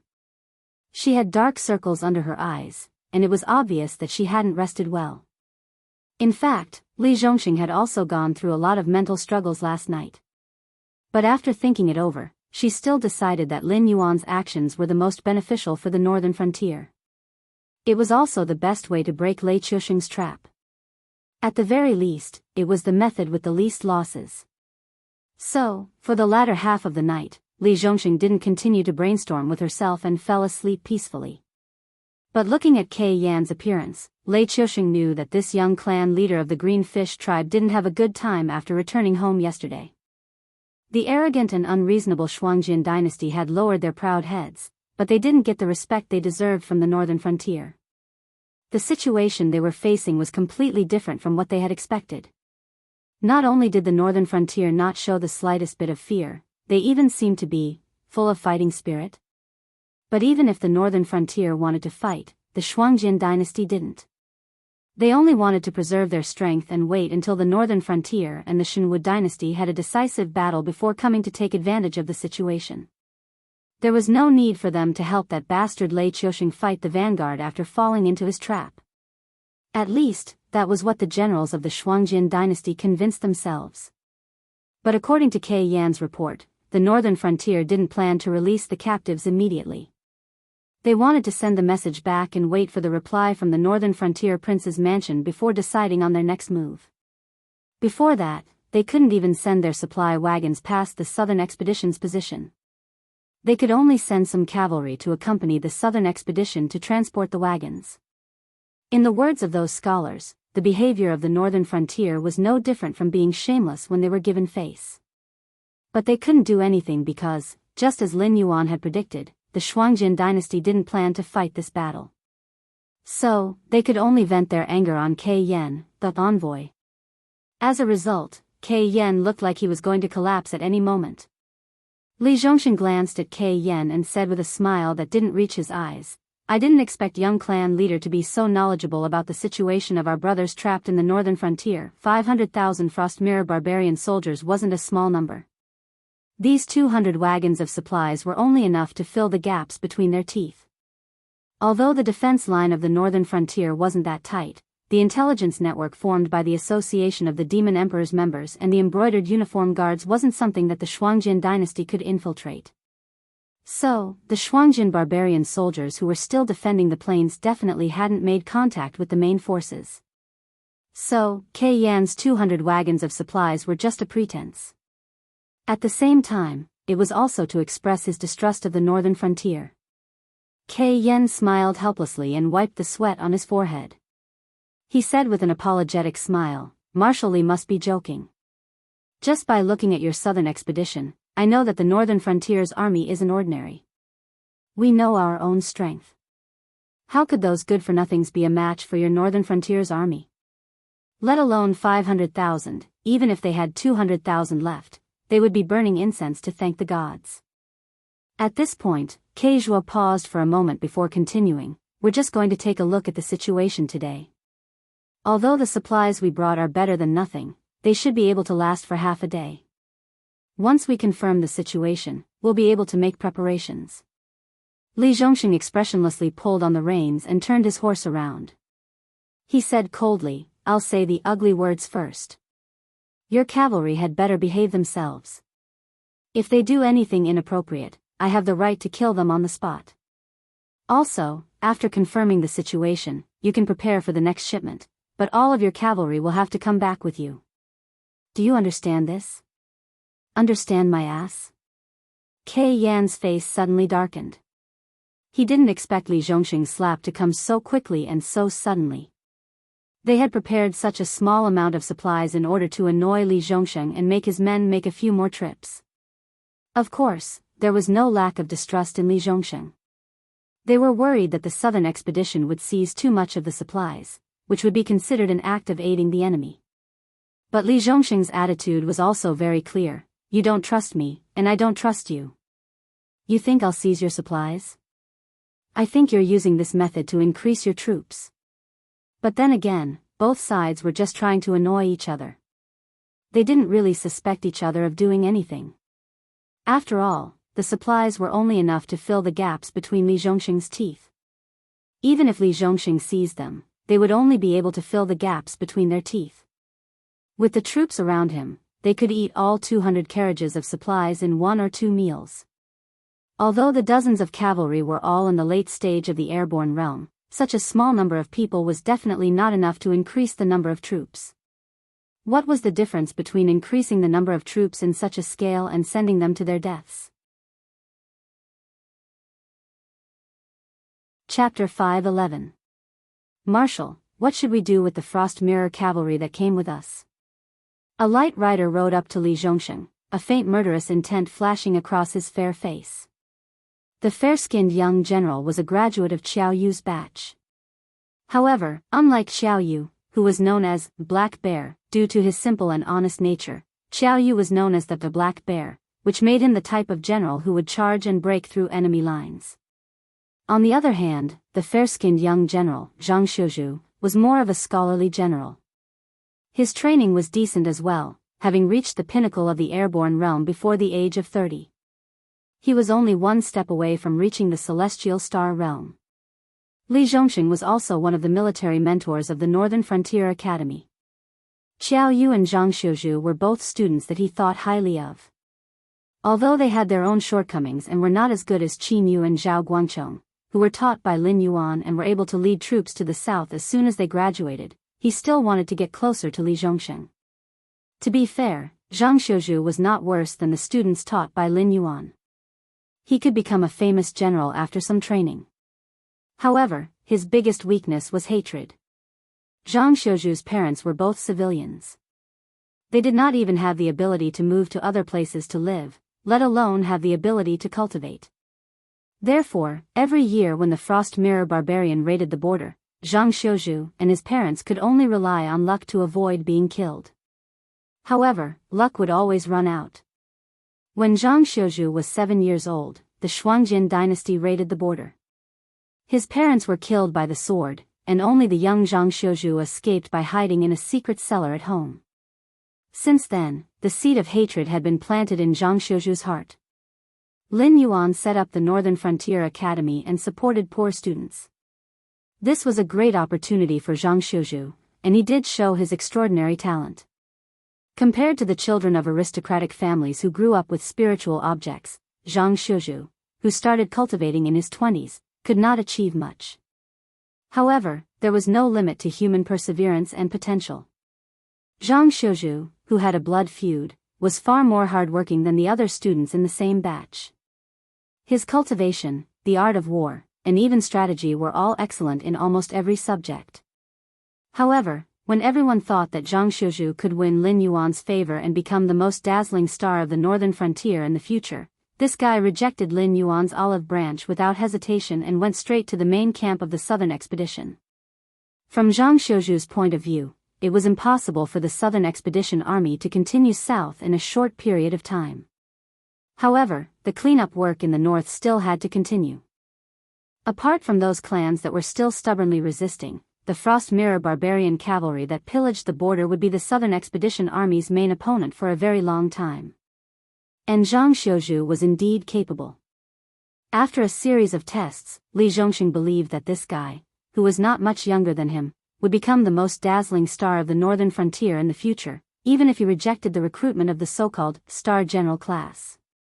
Therefore, even though he knew that Zhang Xiuzhu was currently on the southern expedition, he would divide the southern expedition in the future and take part of the people to form a new army to wrestle with the Shuangjin barbarian. Li Zhongxing gladly accepted Zhang Xiuzhu as his disciple and even trained him as his successor. However, Zhang Xiuzhu's performance in the past 2 months had indeed proved that he deserved Li Zhongxing's favor. In response to this proud disciple's question, Li Zhongxing only raised his eyelids and said through secret voice sending, "The Shuangjin dynasty has 35 cavalry with them this time. Apart from the heavy military supplies we have, you can only take 50 people with you. How do you think we should deal with them? Kill them." A cold light bloomed in Zhang Xiuzhu's eyes as he replied without hesitation. Li Zhongxing was silent for a while. Zhang Xiuzhu scratched the back of his head and said with a smile, "Marshal is not a person who makes arbitrary decisions, but with your authority, it's not impossible for you to let the Shuangjin barbarian go. However, you chose to stall for time without discussing with us. This action already shows that Marshal has no intention of letting those barbarians go. Moreover, you're not the only one who has an opinion on this matter." Haha. Li Zhongxing smiled noncommittally. He just waved his horsewhip gently, indicating for Zhang Xiuzhu to leave. Just as Lin Yuan had said, Li Zhongxing was a chicken when it came to strategy. His current actions could only deceive the Shuangjin barbarian. However, those in the southern expedition with discerning eyes could see that Li Zhongxing, who had always followed the advice of others, had chosen to use stalling tactics to cut off the Frost Mirror barbarian's chances of survival. It was obvious that someone was guiding him behind the scenes. And although Li Zhongxing was the king of the northern frontier, he only had the authority to make suggestions. He did not have the authority to directly command the commander-in-chief of the northern frontier's 3 armies. If it was Li Zhongxing's idea, then Li Zhongxing would still have to discuss it with them before deciding whether to do it or not. That was why the entire southern expedition was so quiet. No one argued with Li Zhongxing like Li Zhongxing did with Lin Yuan. The reason was very simple. Most of them were already scared out of their wits by Lin Yuan. Lin Yuan had never tasted defeat since his debut. Therefore, they could not see the depth of Lin Yuan's decision. Even if they could see it clearly, no one would overestimate themselves and ask Lin Yuan to correct it. When Zhang Xiuzhu gradually rode away, Li Zhongxing once again said through secret sound transmission, "Just say that it was my idea. Go to that place and pick a group of ruthless people to go with you. First, lead them around in circles. After you have shed all pretense of cordiality, you must do it cleanly. Don't leave any hidden dangers." Speaking up to here, Li Zhongxing paused and smiled. Besides that, Wei River City has been breached, and there are still over 100,000 reserve troops of the Divine Forest Army gathered near Tsangtao City. We can't clear them out for the time being, but we have to let these frost mirror barbarians vent their anger, right? This general will not disappoint the Grand Marshal. Zhang Xiuzhu pulled on the reins and turned his head to look at Li Zhongsheng. His white face squeezed out a bright smile. As for how to use these 200 carriages of supplies to provoke the conflict between the Frost Mirror Barbarian and the Shenlin Jun reserves, he had already outlined a rough plan in his mind. At the same time, he also guessed what Black Jiao, who gave him today's position and opportunity, was planning. Kei Ting stared blankly at the two people's lips moving. He subconsciously felt his heart sink. But when he listened carefully, he could not understand what they were talking about. Although they were speaking the common language of Tianwu continent, the words they spat out were all numbers. For someone like him who did not know the code of the northern frontier, it was no different from listening to a heavenly book. But his keen sense of danger still made him feel that the southern expedition was secretly planning something. Chapter 5:12. Young clan leader, why are you in a daze? Li Zhongsheng urged his horse to the side of the hesitant Kei Teng and lightly poked him with the end of his whip. Only then did Kei Teng wake up from his deep thoughts.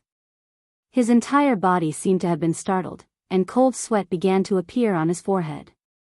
That was my favorite student, but his personality is a little weird.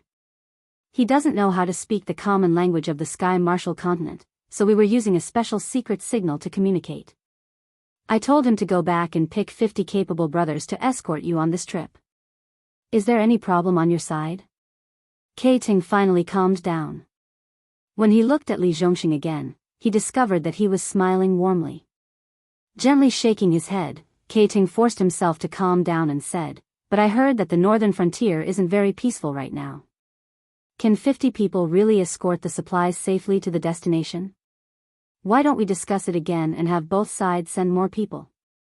When he heard the number 50 people, the stone in Kei Ting's heart slowly fell. After all, the cavalry of the northern frontier couldn't be compared to the cavalry of the Shuangjin dynasty. Even the horses they rode were inferior warhorses bought from the Shuangjin dynasty. Even if their cultivation was higher, 50 people against 35 people might not have more than a 50% chance of victory. And even if they could defeat them, it was impossible to keep all 35 of them at the northern frontier. As long as one or two escaped, the northern frontier wouldn't be able to take it. Even Kei Teng, who had always believed in his intuition, felt that he was being too cautious, and even a little oversensitive. Li Zhongsheng lightly shook his head and bitterly smiled. To be honest, although there are many hidden dangers in the northern frontier, the real threat is the Frost Mirror Cavalry and Shenlin Jun's reservists that we couldn't completely eliminate. With your people here, even if we bump into the Frost Mirror Cavalry, they won't do anything. And if we encounter those reservists, even 2,000 people won't be able to do anything. But if the number of people is smaller, the target will naturally be smaller, and it will be much safer. Kei Ting stared blankly at Li Zhongsheng. Shenlin Jun was the trump card of the Shenwu dynasty, and was also the trump card of Lei Qiusheng's dragon throne. Even the reservists were quite a formidable existence. Furthermore, Wei River City, which was known as the Impregnable Fortress, was also a famous existence. But now? The reserve force of the Divine Forest Army had been defeated and even Wei River City had been breached. What kind of monsters were these people? Thinking of this, Kei Ting's last trace of hostility towards the northern frontier completely dissipated. He bitterly smiled and said, if that's the case, then we'll do as the Grand Marshal wishes. I'll go inform them to prepare to depart. Although the men of the Shuangjin dynasty didn't lack courage and bravery, the special living environment still made them have the personalities of wolves and dogs. Just as Lin Yuan predicted, the stronger the northern frontier displayed, the more the Shuangjin dynasty didn't want to provoke the northern frontier. But, Kei Teng, who was just about to leave, suddenly remembered something. He abruptly pulled on the reins and said, our 13th prince was deceived by the Shenwu dynasty some time ago and led his troops into the northern frontier's territory by mistake. It's been almost half a month since then. I wonder if our 13th prince is a guest at your residence? Although the third prince speculated that the 13th prince was dead, the proud Shuang Jianren didn't think so. In their eyes, the northern frontier was just a group of nouveau riche. They might not even be able to withstand the counterattack of the Shenwu dynasty. How could they offend the Shuangjin dynasty at this time? Therefore, even if the 13th prince went on a killing spree in the northern frontier, he only needed to announce his identity after he was defeated. Not only would the northern frontier not dare to touch him, they would even treat him as a guest of honor and wait for the Shuangjin dynasty to take him away. Young master, you must be joking. I haven't heard any news about the 13th prince. The warm smile on Li Zhongxing's face instantly disappeared. He said coldly, I will write another letter to ask the northern frontier's residents. However, I advise you not to have any delusions about this matter. You know our Dragon King's personality.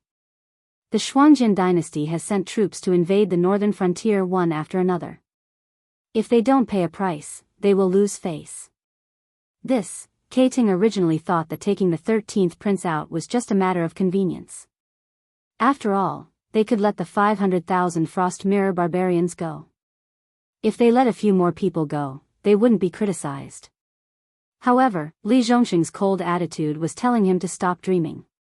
The Shuangjin dynasty would definitely pay a price for these two invasions. Between the 500,000 Frost Mirror barbarian and the 13th prince, he could only choose one. I still have military matters to attend to. Farewell. Without waiting for Kei Yen to quibble, Li Zhongxing cupped his fists and urged his horse to rush towards the army camp. He's trying to sow discord. When Li Zhongxing disappeared from sight, Keiting threw the horsewhip in his hand to the ground.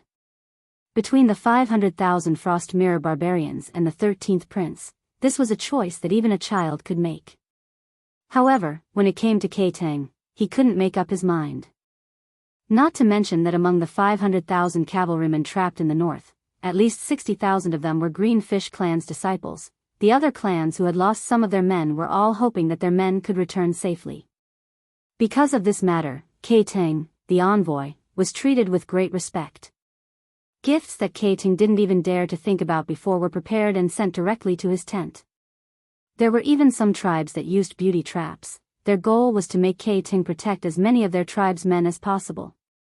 Once Jueqi gave up on the 500,000 Frost Mirror barbarian cavalrymen and chose to bring the 13th prince back to the imperial court, he would be tied to the Blood Liao tribe.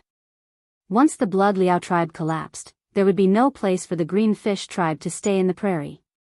If Kan Shuang had been young, it would have been fine. Unfortunately, Kan Shuang had been seriously injured when he was young. His cultivation had not improved in the past few years, and his body was deteriorating day by day. There was no telling when he would pass away. Although there were many outstanding princes in the Shuoyao tribe, the most outstanding ones were the 3rd and 13th princes. Of the two of them, one was a scholar and one was a martial artist. If these two forces could not be merged together, the decline of the Bloodstream tribe would be inevitable. But from what he knew, the relationship between the 3rd prince and the 13th prince could be said to be irreconcilable. However, if Keiting chose the 500,000 Frost Mirror barbarian and gave up on the 13th prince, then what awaited him would be the fury of the Bloodspan tribe. Those tribes wouldn't care about his friendship. In the eyes of the prairie people, they had already prepared a generous gift for Keiting. Keiting bringing back their tribe's young men safely was his duty. Only a fool would fall out with the Bloodstream tribe in order to protect Keiting. Chapter 513. Shenwu Dynasty, Imperial Capital. Lei Qiusheng paced back and forth in Yangxin Palace with his hands behind his back. He glanced around the empty palace with a gloomy face. The entire Yangxin Palace was filled with a gloomy atmosphere. Anyone who got close to the palace would find it hard to breathe. Lei Qiusheng's plan had only begun to work now. After opening up the borders, the border army under his command retreated to the Central Plains. Although they might not be able to confront the Frost Mirror cavalry head-on, they could still defend the imperial city and the nearby cities. Before the war began, Lei Qiusheng had already ensured his own safety. However, the northern frontier did not have such a good condition. The northern battlefront army was still in the north. Most of the soldiers in the southern battlefront army were new recruits. Even the old soldiers were just average. They were much weaker than the elite soldiers in the border army. The only force that could give him pressure was the fallen star army that Yan Xingqi had trained. But the number of soldiers was too small. In a large-scale battle where more than 1 million soldiers were involved, what could 5,000 soldiers do to him? Lei Qiusheng could never imagine that any army in the northern frontier could fight the Shuangjin barbarians' main force head-on. Therefore, when he knew that the Shuangjin dynasty was approaching Donglin city, Lei Qiusheng was so excited. He wanted the Shuangjin dynasty to charge in and destroy the entire northern frontier. Then, he could clean up the mess. However, the Shuangjin barbarians stopped.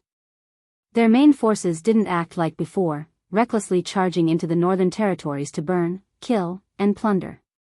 Instead, after encountering the southern expedition army that Lei Qiusheng deemed to be unable to withstand a single blow, they suddenly stopped advancing. Both sides even began to communicate. If the Shuangjin dynasty reached a peace agreement with the northern frontier, it would be a terrible nightmare for him. After all, his trump card was still in the preparation stage. If the northern frontier lost the Shuangjin dynasty's restraint, not only would they be able to quickly annex the entire northern territory, they could even deploy a series of battle plans along the river, waiting for his army to smash their heads and bleed. That's right, his head was broken and bleeding. Although he felt that the army at the northern frontier was mediocre, they were from the Shenwu dynasty and not the Qingjiang dynasty, which had the best navy in the world. Letting his meticulously trained divine marshal heavy steps cross the Wei River to fight was equivalent to throwing iron cans into the Wei River. Who can tell me what the situation is in the north? Without Zhang Xiu, is your embroidered guard all trash?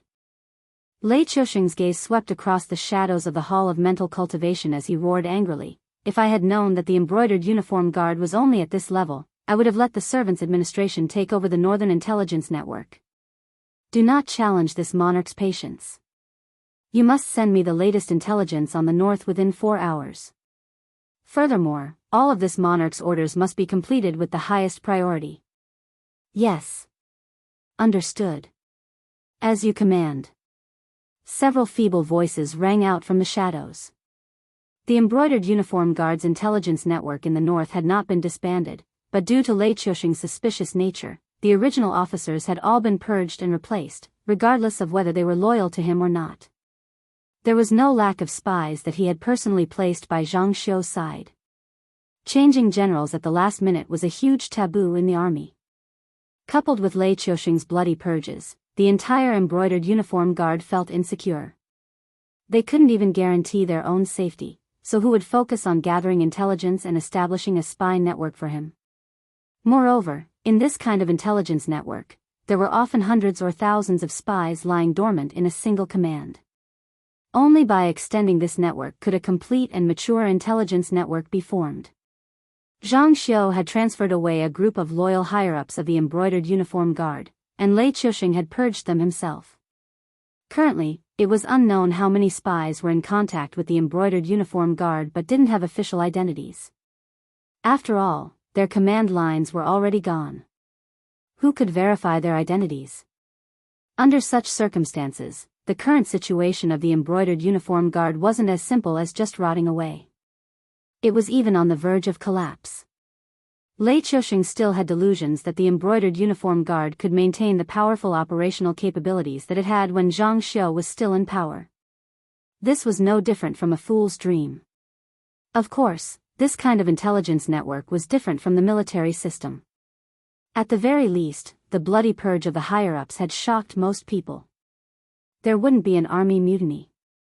As long as there was enough time, the embroidered uniform guard's original structure could definitely be restored. However, if he wanted to restore the all-pervasive scouting ability of the North, he would have to ask the Shifter Emperor Council and the embroidered uniform guard if they were willing to do so. Since you knew it would be so troublesome, why didn't you kill it back then? When I dealt with Zhang Xiu, I had the opportunity to kill it. It was just a matter of convenience. A black shadow flashed, and the shadow that was supposed to be overseeing the south slowly appeared behind Lei Qiusheng. Lei Qiusheng shook his head lightly and said bitterly, "The Black Jiao is indeed a difficult opponent, but it cannot die. At the very least, it cannot die now, and it cannot die at our hands." Oh. The shadow raised its eyebrows imperceptibly, as if it was curious about this statement. With the Black Jiao as the representative of the northern frontier, the Black Jiao has already set its sights on those top powers. Because of the previous incident, the Black Jiao has shown the ambition and ability to replace me. Those top powers are definitely begging for it. Otherwise, why do you think the chaos in the Shinwu dynasty has continued until now? Isn't it just those guys who are creating opportunities for the Black Jiao and stalling for time? In addition, the relationship behind the Black Jiao is also complicated. Forget about the ancient demon court, whose real identity is unknown. Anyway, it can establish a relationship with the top powers. Even if its identity is fabricated, it doesn't matter. However, its current identity is the Lord of the Northern Frontier and the Beast King of the Hengduan Mountains. It is also inextricably linked to those dragon blood demons. All the forces are trying to rope it in. If the Black Jiao dies at this time, not only will the Northern Frontier go out of control, but the Sea Demon Rebellion in the south and the Hengduan Mountains will also take revenge. Even the Frost Mirror Dynasty and the Qingjiang Dynasty will try to take a step further.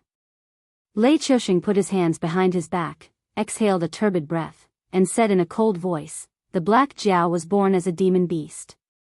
This is its natural disadvantage. On the other hand, we are just people who killed our master and usurped the throne. We are not much stronger than it. The other 6 dynasties have been trying to find ways to balance the other forces for so many years. They will not tolerate a usurper like me to continue to exist." Got it. The shadow nodded slightly. He did not understand Lei Qiusheng's thoughts, but as the shadow of Lei Qiusheng, he only needed to obey the order. Chapter 5:14. Forget it. Let's not talk about this. A cold glint flashed across Lei Qiusheng's eyes as he said, "Although the cultists' invasion into the south this time is unexpected, if we use it well, it will be of help. At least the blame won't be directly placed on us. That plan can be started. Once I have a definite order, release them immediately. The south isn't ready yet. Moreover, this is the reason why we fell out with the top powers this time. If we reveal our strength now, it'll be no different from drinking poison to quench our thirst. Although we can resolve the Frost dynasties and the North's problems, the top powers definitely won't tolerate us anymore. In fact, they might even interfere directly with this matter." The shadow took a deep breath and sighed. Moreover, the evil cult's life in the south is not good enough. They are not powerful enough. If we force them to be blamed, it will not be justifiable. There is no other way. Even if we don't want to fall out with those top forces, with their existence, we are no longer on the same side. It is only a matter of time before we fall out with them. Therefore, we don't need to hide anything from them. We just need to explain it to those who have not been in contact with this circle. It is not that I am greedy for power, but after all, the follow-up plan needs a lot of manpower and material resources to be implemented. The Shinwu dynasty can't be given up now. At least, we can't give up before we reach the first stage of the plan." Lei Qiusheng shook his head gently and sighed. "The Shuangjin barbarian now thinks that we are weak and can be bullied. Our previous plan not only failed to suppress the northern frontier, but also shot ourselves in the foot. Should we ask the border army to take action?" The shadow looked serious. "If there are too many Frost Mirror barbarian coming in this time, it will not be good for our recovery. We don't have to go all out. Ask the border army to expand the protection area. We have to protect at least half of the territory in the Central Plains. At the same time, open up a path for Frost Mirror's cavalry to go south. Although those guys are on our side, they are also hungry wolves. Without a large number of blood sacrifices to make them happy, even I can't tell what will happen." Lei Qiusheng's lips curled up slightly as he sneered, "Not long after, the Shinwu dynasty will return to my rule. I can even swallow up half of the Shuangjin dynasty. After recuperating for a few years, I will turn around and swallow up the Qingjiang Empire. When that time comes, I will monopolize half of the world. Who can stop me?" "Yes. The shadow nodded slightly and disappeared into the shadows again. Although the scheme is good, it's a pity that there will be endless troubles in the future. Lei Qiusheng put his hands behind his back and sighed. If I hadn't been prepared, the Black Jiao would have been in a general's position. Now, it's fine. The more people that come, the happier they will be. No one liked the feeling of being pressured step by step. Even Lei Qiusheng, who had expected this to happen, felt the same way. How could he not know that it was not time for those things to be exposed? If he could use the Shuangjin barbarian to defeat the northern frontier, that would be the best plan. However, with the embroidered uniform guards being replaced and the ether collapsing, not only would the intelligence agencies in the north become dim, but even the intelligence agencies in the south would be dragged into the quagmire of war. In the huge Shenwu dynasty, the only thing that was under his control was the Central Plains, which was run by the Shadow. Therefore, Lin Yuan had schemed under his nose and led a large number of cultists to the south. This was something that he had not expected at all. He had been prepared to use the Shuangjin barbarian as a feint, waiting for the northern frontier to be exhausted before mobilizing the border army to take back the northern territory in one fell swoop. Because of all these arrangements, he could not sit back and watch the south collapse into the hands of the cultists. He could only cooperate with Lin Yuan's rhythm and lead the Frost Mirror Barbarian to the south, letting the barbarians fight with the interest groups in the south. In the hotbed of war, the cultists who preached that they were the representatives of the gods who saved the world would naturally find the best hotbed to grow their strength. Unless the barbarians used the power of the entire dynasty, they would not be able to eliminate the cultists with just a portion of the border army. The difference in strength between the two sides would rapidly shrink and then magnify. When the entire south fell apart, he would use the name of the cultists to release them. Then, he could send all those who held him back or did not listen to him to hell. When they were full, they would naturally be in a good mood. At that time, he would appear and communicate with them. Then, he would put on a show and drive them into the northern frontier or the territory of the Shuangjin dynasty. Not only would he be able to recover his territory, but he would also be able to completely reshuffle the cards and make the bloated dynasty his say in the future. What interest groups in the south? What northern frontier? In the eyes of Lei Qiusheng, they were just a bunch of tools. Ever since he got in touch with them, his vision and structure had long surpassed his own level. Moreover, he had the special existence of the Shadow at his disposal. Naturally, he would be successful in doing things secretly. This time, the four major forces joined forces to attack the Shenwu dynasty because some disobedient fellows among them were discovered. This matter attracted the attention of the top forces, and they asked Lei Qiusheng to release all the restrictions and let them search. However, Lei Qiusheng, who had a guilty conscience, was naturally unwilling to agree. Therefore, the drama of the four forces attacking one was born. Although the top forces didn't have any evidence, those people knew how terrifying they were. Not to mention seeing it, even if it was just a groundless rumor, they would quickly investigate the situation. If there were any signs of something wrong, they would directly kill them. If that fellow hadn't reacted quickly and retreated with them, there would be no survivors in the entire Shenwu dynasty now. According to the original script, Lei Qiusheng would be the biggest loser, and Lin Yuan, Lei Qiusheng, and even the combined forces of the aristocratic families, which were not as powerful as the northern frontier, would become the winners and begin to divide this fat cake. However, among these people who had already gained benefits, except for Lin Yuan, Lei Qiusheng didn't have the intention to put the others in his eyes. His real opponents had always been those high and mighty top forces. At least, this was Lei Qiusheng's plan at the moment. Moreover, the development of the matter was slowly moving in the direction he had envisioned. However, no matter whether it was the reaction of Lin Yuan or the top forces, Lei Qiusheng was an uncontrollable variable. Even if he was lucky enough to make use of the evil cult members introduced by Lin Yuan to talk about the matter, in an attempt to delay the time for the top forces to intervene in this matter, there were several changes in the cards in Lin Yuan's hands that he couldn't figure out in any case. Chapter 5:15. On the Northern Plains. The Shuangjin dynasty's supply wagons had already set out for quite some distance. Even from the highest watchtower in Donglin City, one could only see a small shadow of the convoy. It wouldn't be long before the convoy completely disappeared from their sight and stepped into the undercurrent of the conflict between the three factions. "How should I address you, General?" Keizhua urged his warhorse to catch up with Zhang Xiuzhu, who was at the front of the group, and asked with a chuckle. Keizhua preferred the 13th prince over the 500,000 Frost Mirror cavalrymen, but he knew very well that no matter which answer he chose, it was the same as choosing death. The only difference was that one would be executed immediately, while the other would be a delayed death. The only way he could find to survive was to find a way to stay on the northern frontier after this matter was over. If things didn't work out, then he would choose the 500,000 Frost Mirror cavalrymen and hide in the northern territories for a period of time. He would return to the plains after the Bloodsill tribe had declined. Even if he lost everything he had now, it was still better than losing his life. At this moment, Kei Ting finally understood why the third prince had given him such a lucrative task, and why the people of the large tribes had mocked him.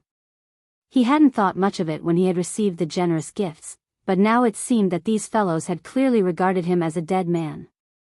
If he wanted to survive, he had to curry favor with the northern frontier by hook or by crook in exchange for a period of protection from the northern frontier or a permanent residence on the northern frontier. Because of her nervousness, she urgently needed someone to talk to. Secondly, Keijua's abilities lay in his cultivation and horseback. If he wanted to make a living after joining the northern frontier, he would have to walk the path of the army. Although Zhang Xiuzhu wasn't conspicuous yet, someone who could gain the favor of Li Zhongxing would definitely have great achievements in the future. That was why he chattered so much in order to make himself known. It could be said that he had put a lot of thought into it. Zhang Xiuzhu glanced at Keizhua and rolled his eyes. He didn't say anything. He didn't have a good impression of the Shuangjin barbarian to begin with. It was already good enough that he didn't draw his sword. Furthermore, Li Zhongxing had set him up as a reclusive person who didn't know how to speak the common language of the Tianwu continent. Under such circumstances, unless he had no other choice, he naturally wouldn't speak. Although these Shuangjin barbarian were already food in his mouth, he wouldn't disregard the big picture for a little personal grudge before he was completely confident. Moreover, it was obvious that Li Zhongxing had reminded him of an opportunity that could bring even greater losses to the barbarians. Why wouldn't Zhang Xiuzhu do it? However, these Shuangjin barbarian couldn't all die in the ambush. At least 2 or 3 Frost Mirror barbarian had to be released before they could return to pass on the news that Li Zhongxing wanted the Shuangjin dynasty to know. The supply convoy had been ambushed by Shenlin Jun's reserve forces, and the convoy was almost completely wiped out. When the time came, Li Zhongxing would take the opportunity to remove the checkpoint and find a way to lead these Shuangjin barbarian to meet the real Shenlin Jun's reserve forces. Including the 500,000 Frost Mirror barbarian, whose fate was already sealed, Zhang Xiuzhu had to use his great willpower to suppress himself so that he wouldn't laugh out loud. This time, the 49 knights following Zhang Xiuzhu weren't professional soldiers from the northern frontier. Some of them were hired wanderers, and some were cultivators that the Shifter Emperors Association had recruited from the Mercenary Union and the Demon Subduing Masters Association. However, most of them were trained by Luo Su of the Embroidered Uniform Guard. In terms of cultivation, these 49 knights were not inferior to the carefully selected Frost Mirror cavalry generals. Moreover, their past experiences had given them a few more abilities than the Frost Mirror cavalry generals, who rarely moved around in the mountains. In terms of stealth, concealment, and tracking, even if the Frost Mirror cavalry generals had 10 times the number of them, they still wouldn't be able to compete with them in a battlefield that they were familiar with. Therefore, once the situation became chaotic, even if they ran into Shenlin Jun's reserve forces, about 80% of them could survive. If they were lucky, they might even be able to escape from the ambush site with a few survivors. However, Zhang Xiuzhu still needed time to come up with a general plan of action. Although some of the Frost Mirror cavalry generals had to return alive, who would live and who would die was still a matter of consideration. For example, Juechen, who was the messenger, would definitely take up one of the spots. The guy who was wearing an ordinary general's armor but was surrounded by several Frost Mirror cavalry generals probably had a powerful background as well. As for the rest of the spots, Zhang Xiuzhu would have to consider carefully. After all, although the idea of an ambush was proposed by the northern frontier, the scapegoat would definitely be the Shenlin Jun's reserve forces. Therefore, the more people from the Shuangjin dynasty survived, the more credible the rumor that Li Zhongxing spread would be. But similarly, if all the important people survived, and the ones who died were just cavalry generals, the Shuangjin dynasty would naturally become suspicious. They might even take this opportunity to launch a war directly to see the truth of the northern frontier. Therefore, Zhang Xiuzhu needed time and space to observe the situation and determine the status of the Frost Mirror cavalry generals so that he could decide who would survive. According to the plan, the ambushers should be Zhang Xiuzhu's own people who had seized equipment from Wei River City. However, for the sake of realism, once the two sides engaged in close combat, even their own people would not hold back. If they were unlucky or not strong enough, they would die in vain. War had always been this cruel. Moreover, no one knew when the ambush would begin. Therefore, Zhang Xiuzhu's team leader had to arrange everything properly before the ambush happened. For example, he had to arrange at least 3 or 4 people around the valuable Frost Mirror barbarian. Once the battle started and the situation was not good, they would immediately cover the enemy's retreat. After all, they were all on the same side. Once the battlefield was divided, the brothers would not die even if they were captured. In order to ensure the implementation of the plan, Zhang Xiuzhu had even prepared a plan to completely wipe out. Fortunately, the people he brought with him were all elites. They did not have any combat strength or reaction time problems. As long as Zhang Xiuzhu gave the order, or if things deviated from his expectations, they would be able to react immediately. For a scholarly general, like Zhang Xiuzhu, he only needed to be a wise man. Naturally, they would carry out the plan in a way that maximized their benefits. It was just that with Keizhuo constantly chattering in his ear, not to mention that Zhang Xiuzhu's heart-nurturing kung fu had not yet reached the great accomplishment stage, even if he could reach the stage of being indifferent, it would still be difficult for him to ignore Keizhuo, who was like a fly. Helplessly, he could only give an officer next to him a look. Chapter 5:16. The latter immediately understood and welcomed him with a smile. Young clan leader, please don't make things difficult for our team leader. He's still familiar with this area and we still need him to lead the way. If he gets distracted and takes the wrong path into the deep mountains and forests, we'll all become food for the demonic beasts. Besides, our leader doesn't speak the common language. We're the only ones who can communicate with him. If you have anything to say, why don't you tell me? I'll pass it on to both sides later. The officer quickly pulled Kei Ting away from Zhang Xiuzhu with a warm smile on his face.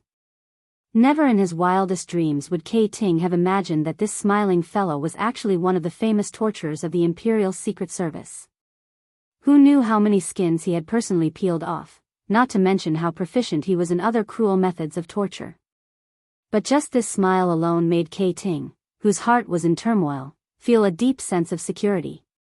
At this moment, the two of them were undoubtedly chatting happily, as if they were close friends who were talking and laughing as they walked further and further away. Zhang Xiuzhu looked at the backs of the two people as they disappeared into the distance. Then, he faintly sighed and said in his heart, why don't I just kill them?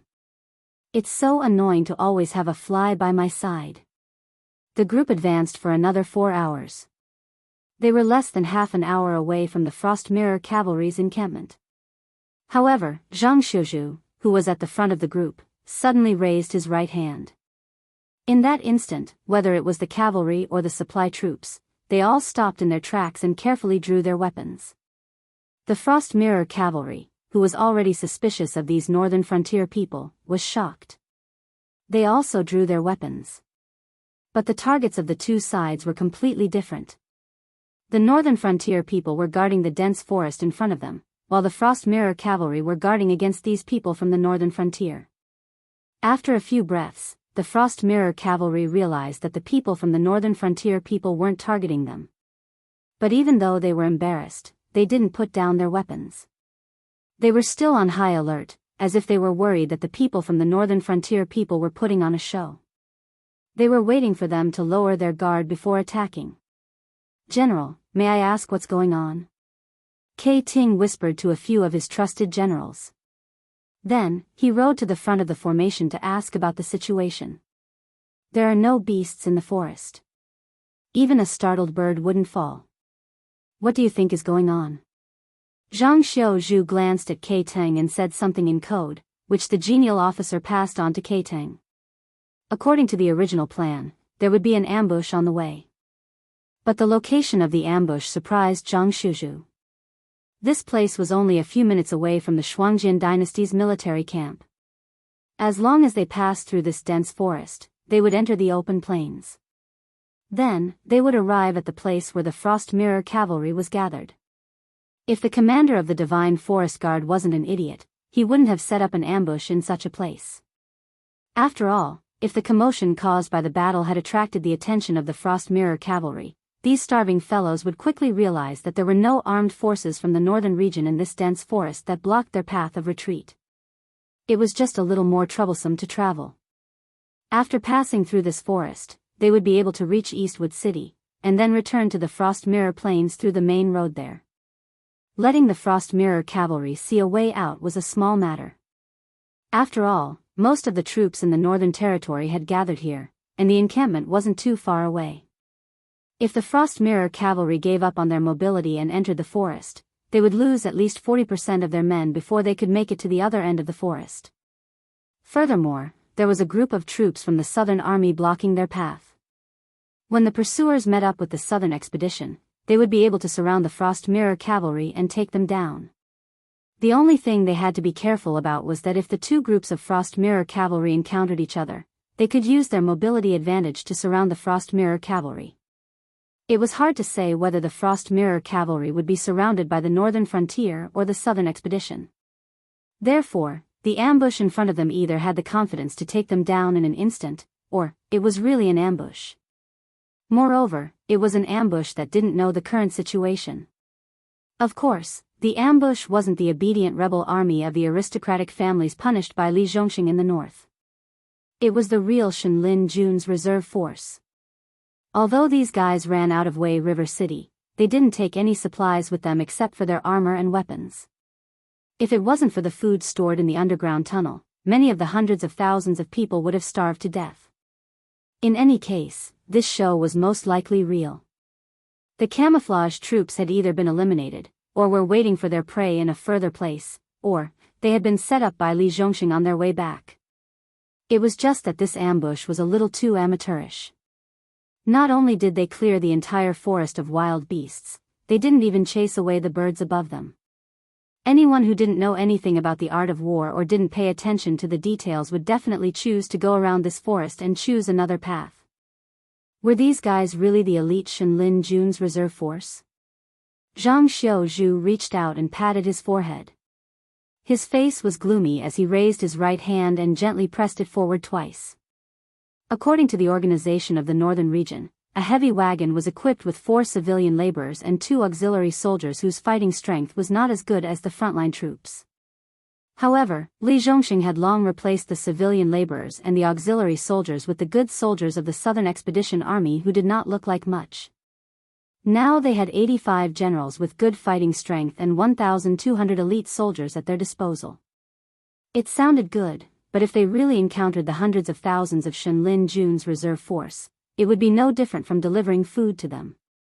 In fact, without the protection of seniors like the Fallen Star Army, Zhang Xiaozhu felt that even if they encountered a group of defeated soldiers, even if the difference in numbers between the two sides wasn't that big, their chances of winning were really low. After all, the ordinary soldiers of Shenlin Jun's reserve force were basically equal to most of the Frost warriors on the battlefield.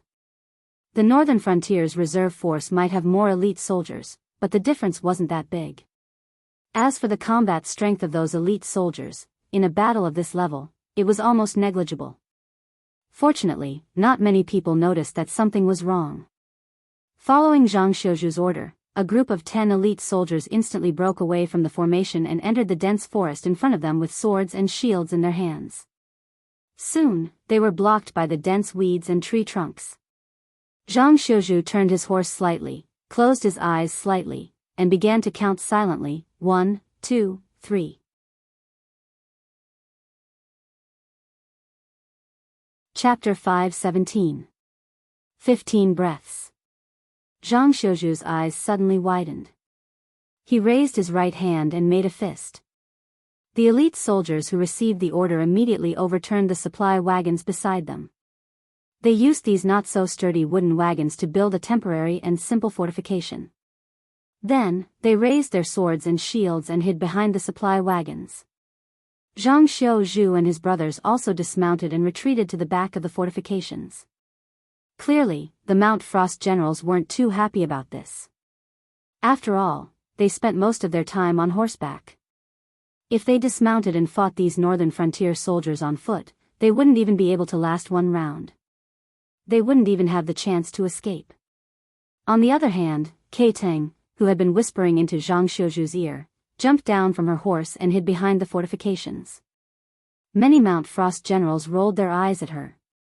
Whoosh! Whoosh! Whoosh! Before the Judgment Frost cavalry could reprimand them, the sharp sound of something tearing through the air rang out. Before the 34 Frost Mirror Riders could react, 11 of them were shot down by the volley of arrows. The rest of them also had a few arrows stuck in their bodies. Although the arrows weren't fatal for a short period of time, they still affected their mobility. This volley of arrows had basically crippled half of the Frost Mirror Riders' combat strength. As for Zhang Xiuju and his party, who had long anticipated this, they were practically unscathed. Most of the arrows were nailed to the supply wagons, while a small number of arrows were blocked by the shields. Of course, there were a few unlucky fellows who were still hit by the arrows. Those who were slightly luckier were shot in the arms and calves, which affected their combat strength but wasn't fatal. Those who were unlucky had their heads cleanly shot by an arrow. This time, Zhang Xiuju and the others didn't need to waste any more words. The remaining Frost Mirror cavalry immediately dismounted from their horses, which they viewed as their lover, and scrambled into the fortifications of the supply wagons. They began to wail like ghosts and howl like wolves. The Mirror Frost dynasty only had two battle styles. The first was to use cavalry and archers to harass the enemy while slowly trailing behind them.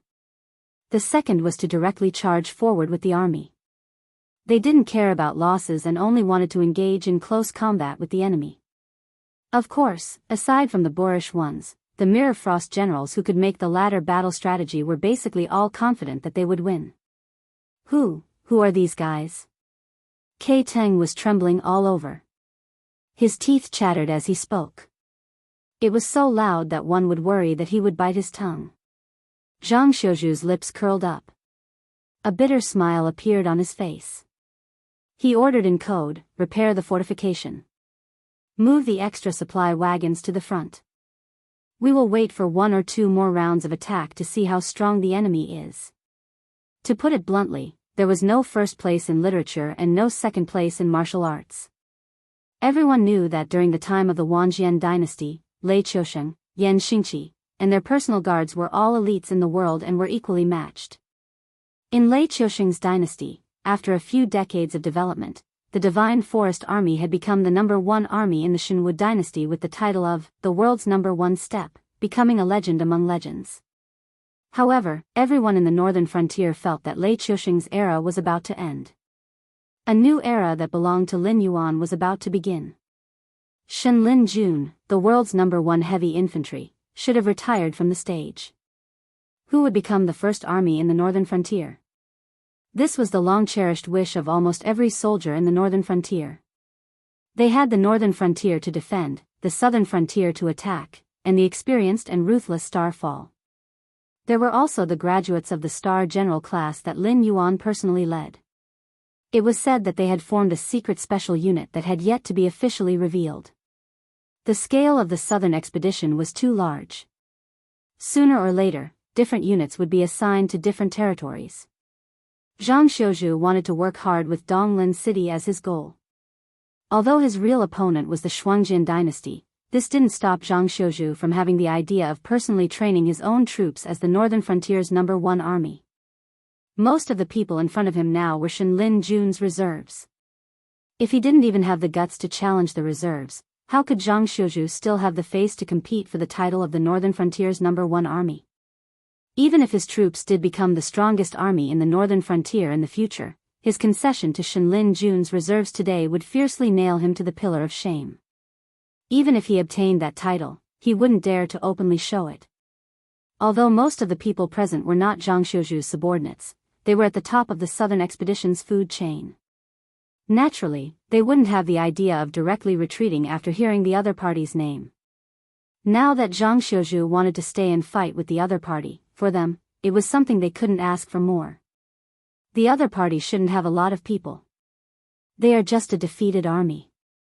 Zhang Xiuzhu slightly raised his eyebrows and sneered, although the ambush technique is lame, if it weren't for our quick reaction, they could have leisurely come up and killed us one by one.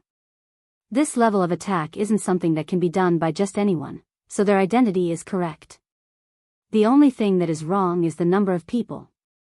You mean? Officer Gung quickly took over the conversation, squinted his eyes and said, the other party deliberately covered up their marching tracks and scattered in the territory of the northern frontier.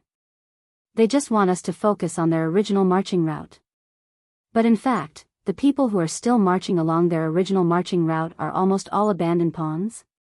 Zhang Xiuzhu nodded slightly and continued, also, if they have enough people, they should have come up to fight us at close range after seeing that we have finished building the fortifications and exposed their existence with the rain of arrows. But they haven't done anything yet. I think they are either the allies of the 500,000 Frost Mirror cavalry, or they don't have enough people and don't have the confidence to fight us at close range. The rain of arrows just now came suddenly and uniformly. Zhang Xiuzhu only heard the loud sound of bowstrings being released. Obviously, these people had drawn their bows, pulled their strings, and released their bows at almost the same time, so the countless sounds converged into one loud sound. This was not something that an ordinary army could do. But Zhang Xiuzhu's command was good, and his subordinates reacted quickly. Even building the fortifications with local materials was only a matter of seconds. This was not something that an ordinary army could do. So even if the other party was Shenlin Jun's reserve force, they had no choice but to take Zhang Xiuzhu's army seriously. Chapter 518. Both sides have about the same number of people. We still don't know who will kill who. Gung Su was obviously not someone who was afraid of trouble. He immediately sneered, how about we organize a counterattack? If they don't want to come out of the forest, we will rush in and play with them. Gung Su was a member of the Genie Guards. He was Yu Dingchen, the one who received the order from Li Zhong. After delivering Li Zhong's handwritten document to Li Zhongsheng, Yu Dingchen didn't immediately return to the safe Shunning City. Instead, he chose to stay at the front line to help the southern expedition. Although the ones sent to occupy the source of Wei River were a few subdivisions of the southern expedition, it didn't mean that the main force didn't lack manpower. Based on the current tragic degree of one army against a country, Li Zhongsheng's troops had to be at least 3 times more than before to have the capital to be strong. Zhang Xiuzhu gently shook his head and sighed, no matter what, the other side is the world's elite Shenlin Jun. Even if they are in the reserve force, they are not much weaker than us. If we rush in and fight with them, it won't be called a war. Speaking of this, Zhang Xiuzhuan paused and smiled bitterly, it's called delivering food. Yu Dingchen, who was originally calmed down by Zhang Xiuzhu, suddenly changed his expression. Even the hot blood in his chest cooled down a lot. Whether he admitted it or not, Zhang Xiuzhu's judgment was correct. After all, since ancient times, soldiers fought soldiers, generals fought generals. No one would give up the identity of a purple-level general to kill a small group of soldiers. In this case, the elite soldiers of the northern frontier were obviously not inferior to anyone. But only Shenlin Jun was outside of common sense. This army that was firmly controlled by Lei Qiusheng recruited new soldiers every year. They were not selecting soldiers at all. Instead, they were selecting people who had the qualifications to become generals and bringing them back to Wei River City for training. Therefore, it was not an exaggeration to say that Shenlin Jun's reserve force was all generals. Not to mention their army, looking at the entire northern frontier, except for the 5,000-star fallen army, there was probably only the secret army formed by the star class that could win against Shenlin Jun's reserve force. After all, Shenlin Jun was selecting generals, but the star-class selection of recruits was almost like selecting monsters. Zhang Xiuzhu, a scholarly general, could be regarded as a confidant and successor by Li Zhongxing after meeting Li Zhongxing face to face. Naturally, he had the ability.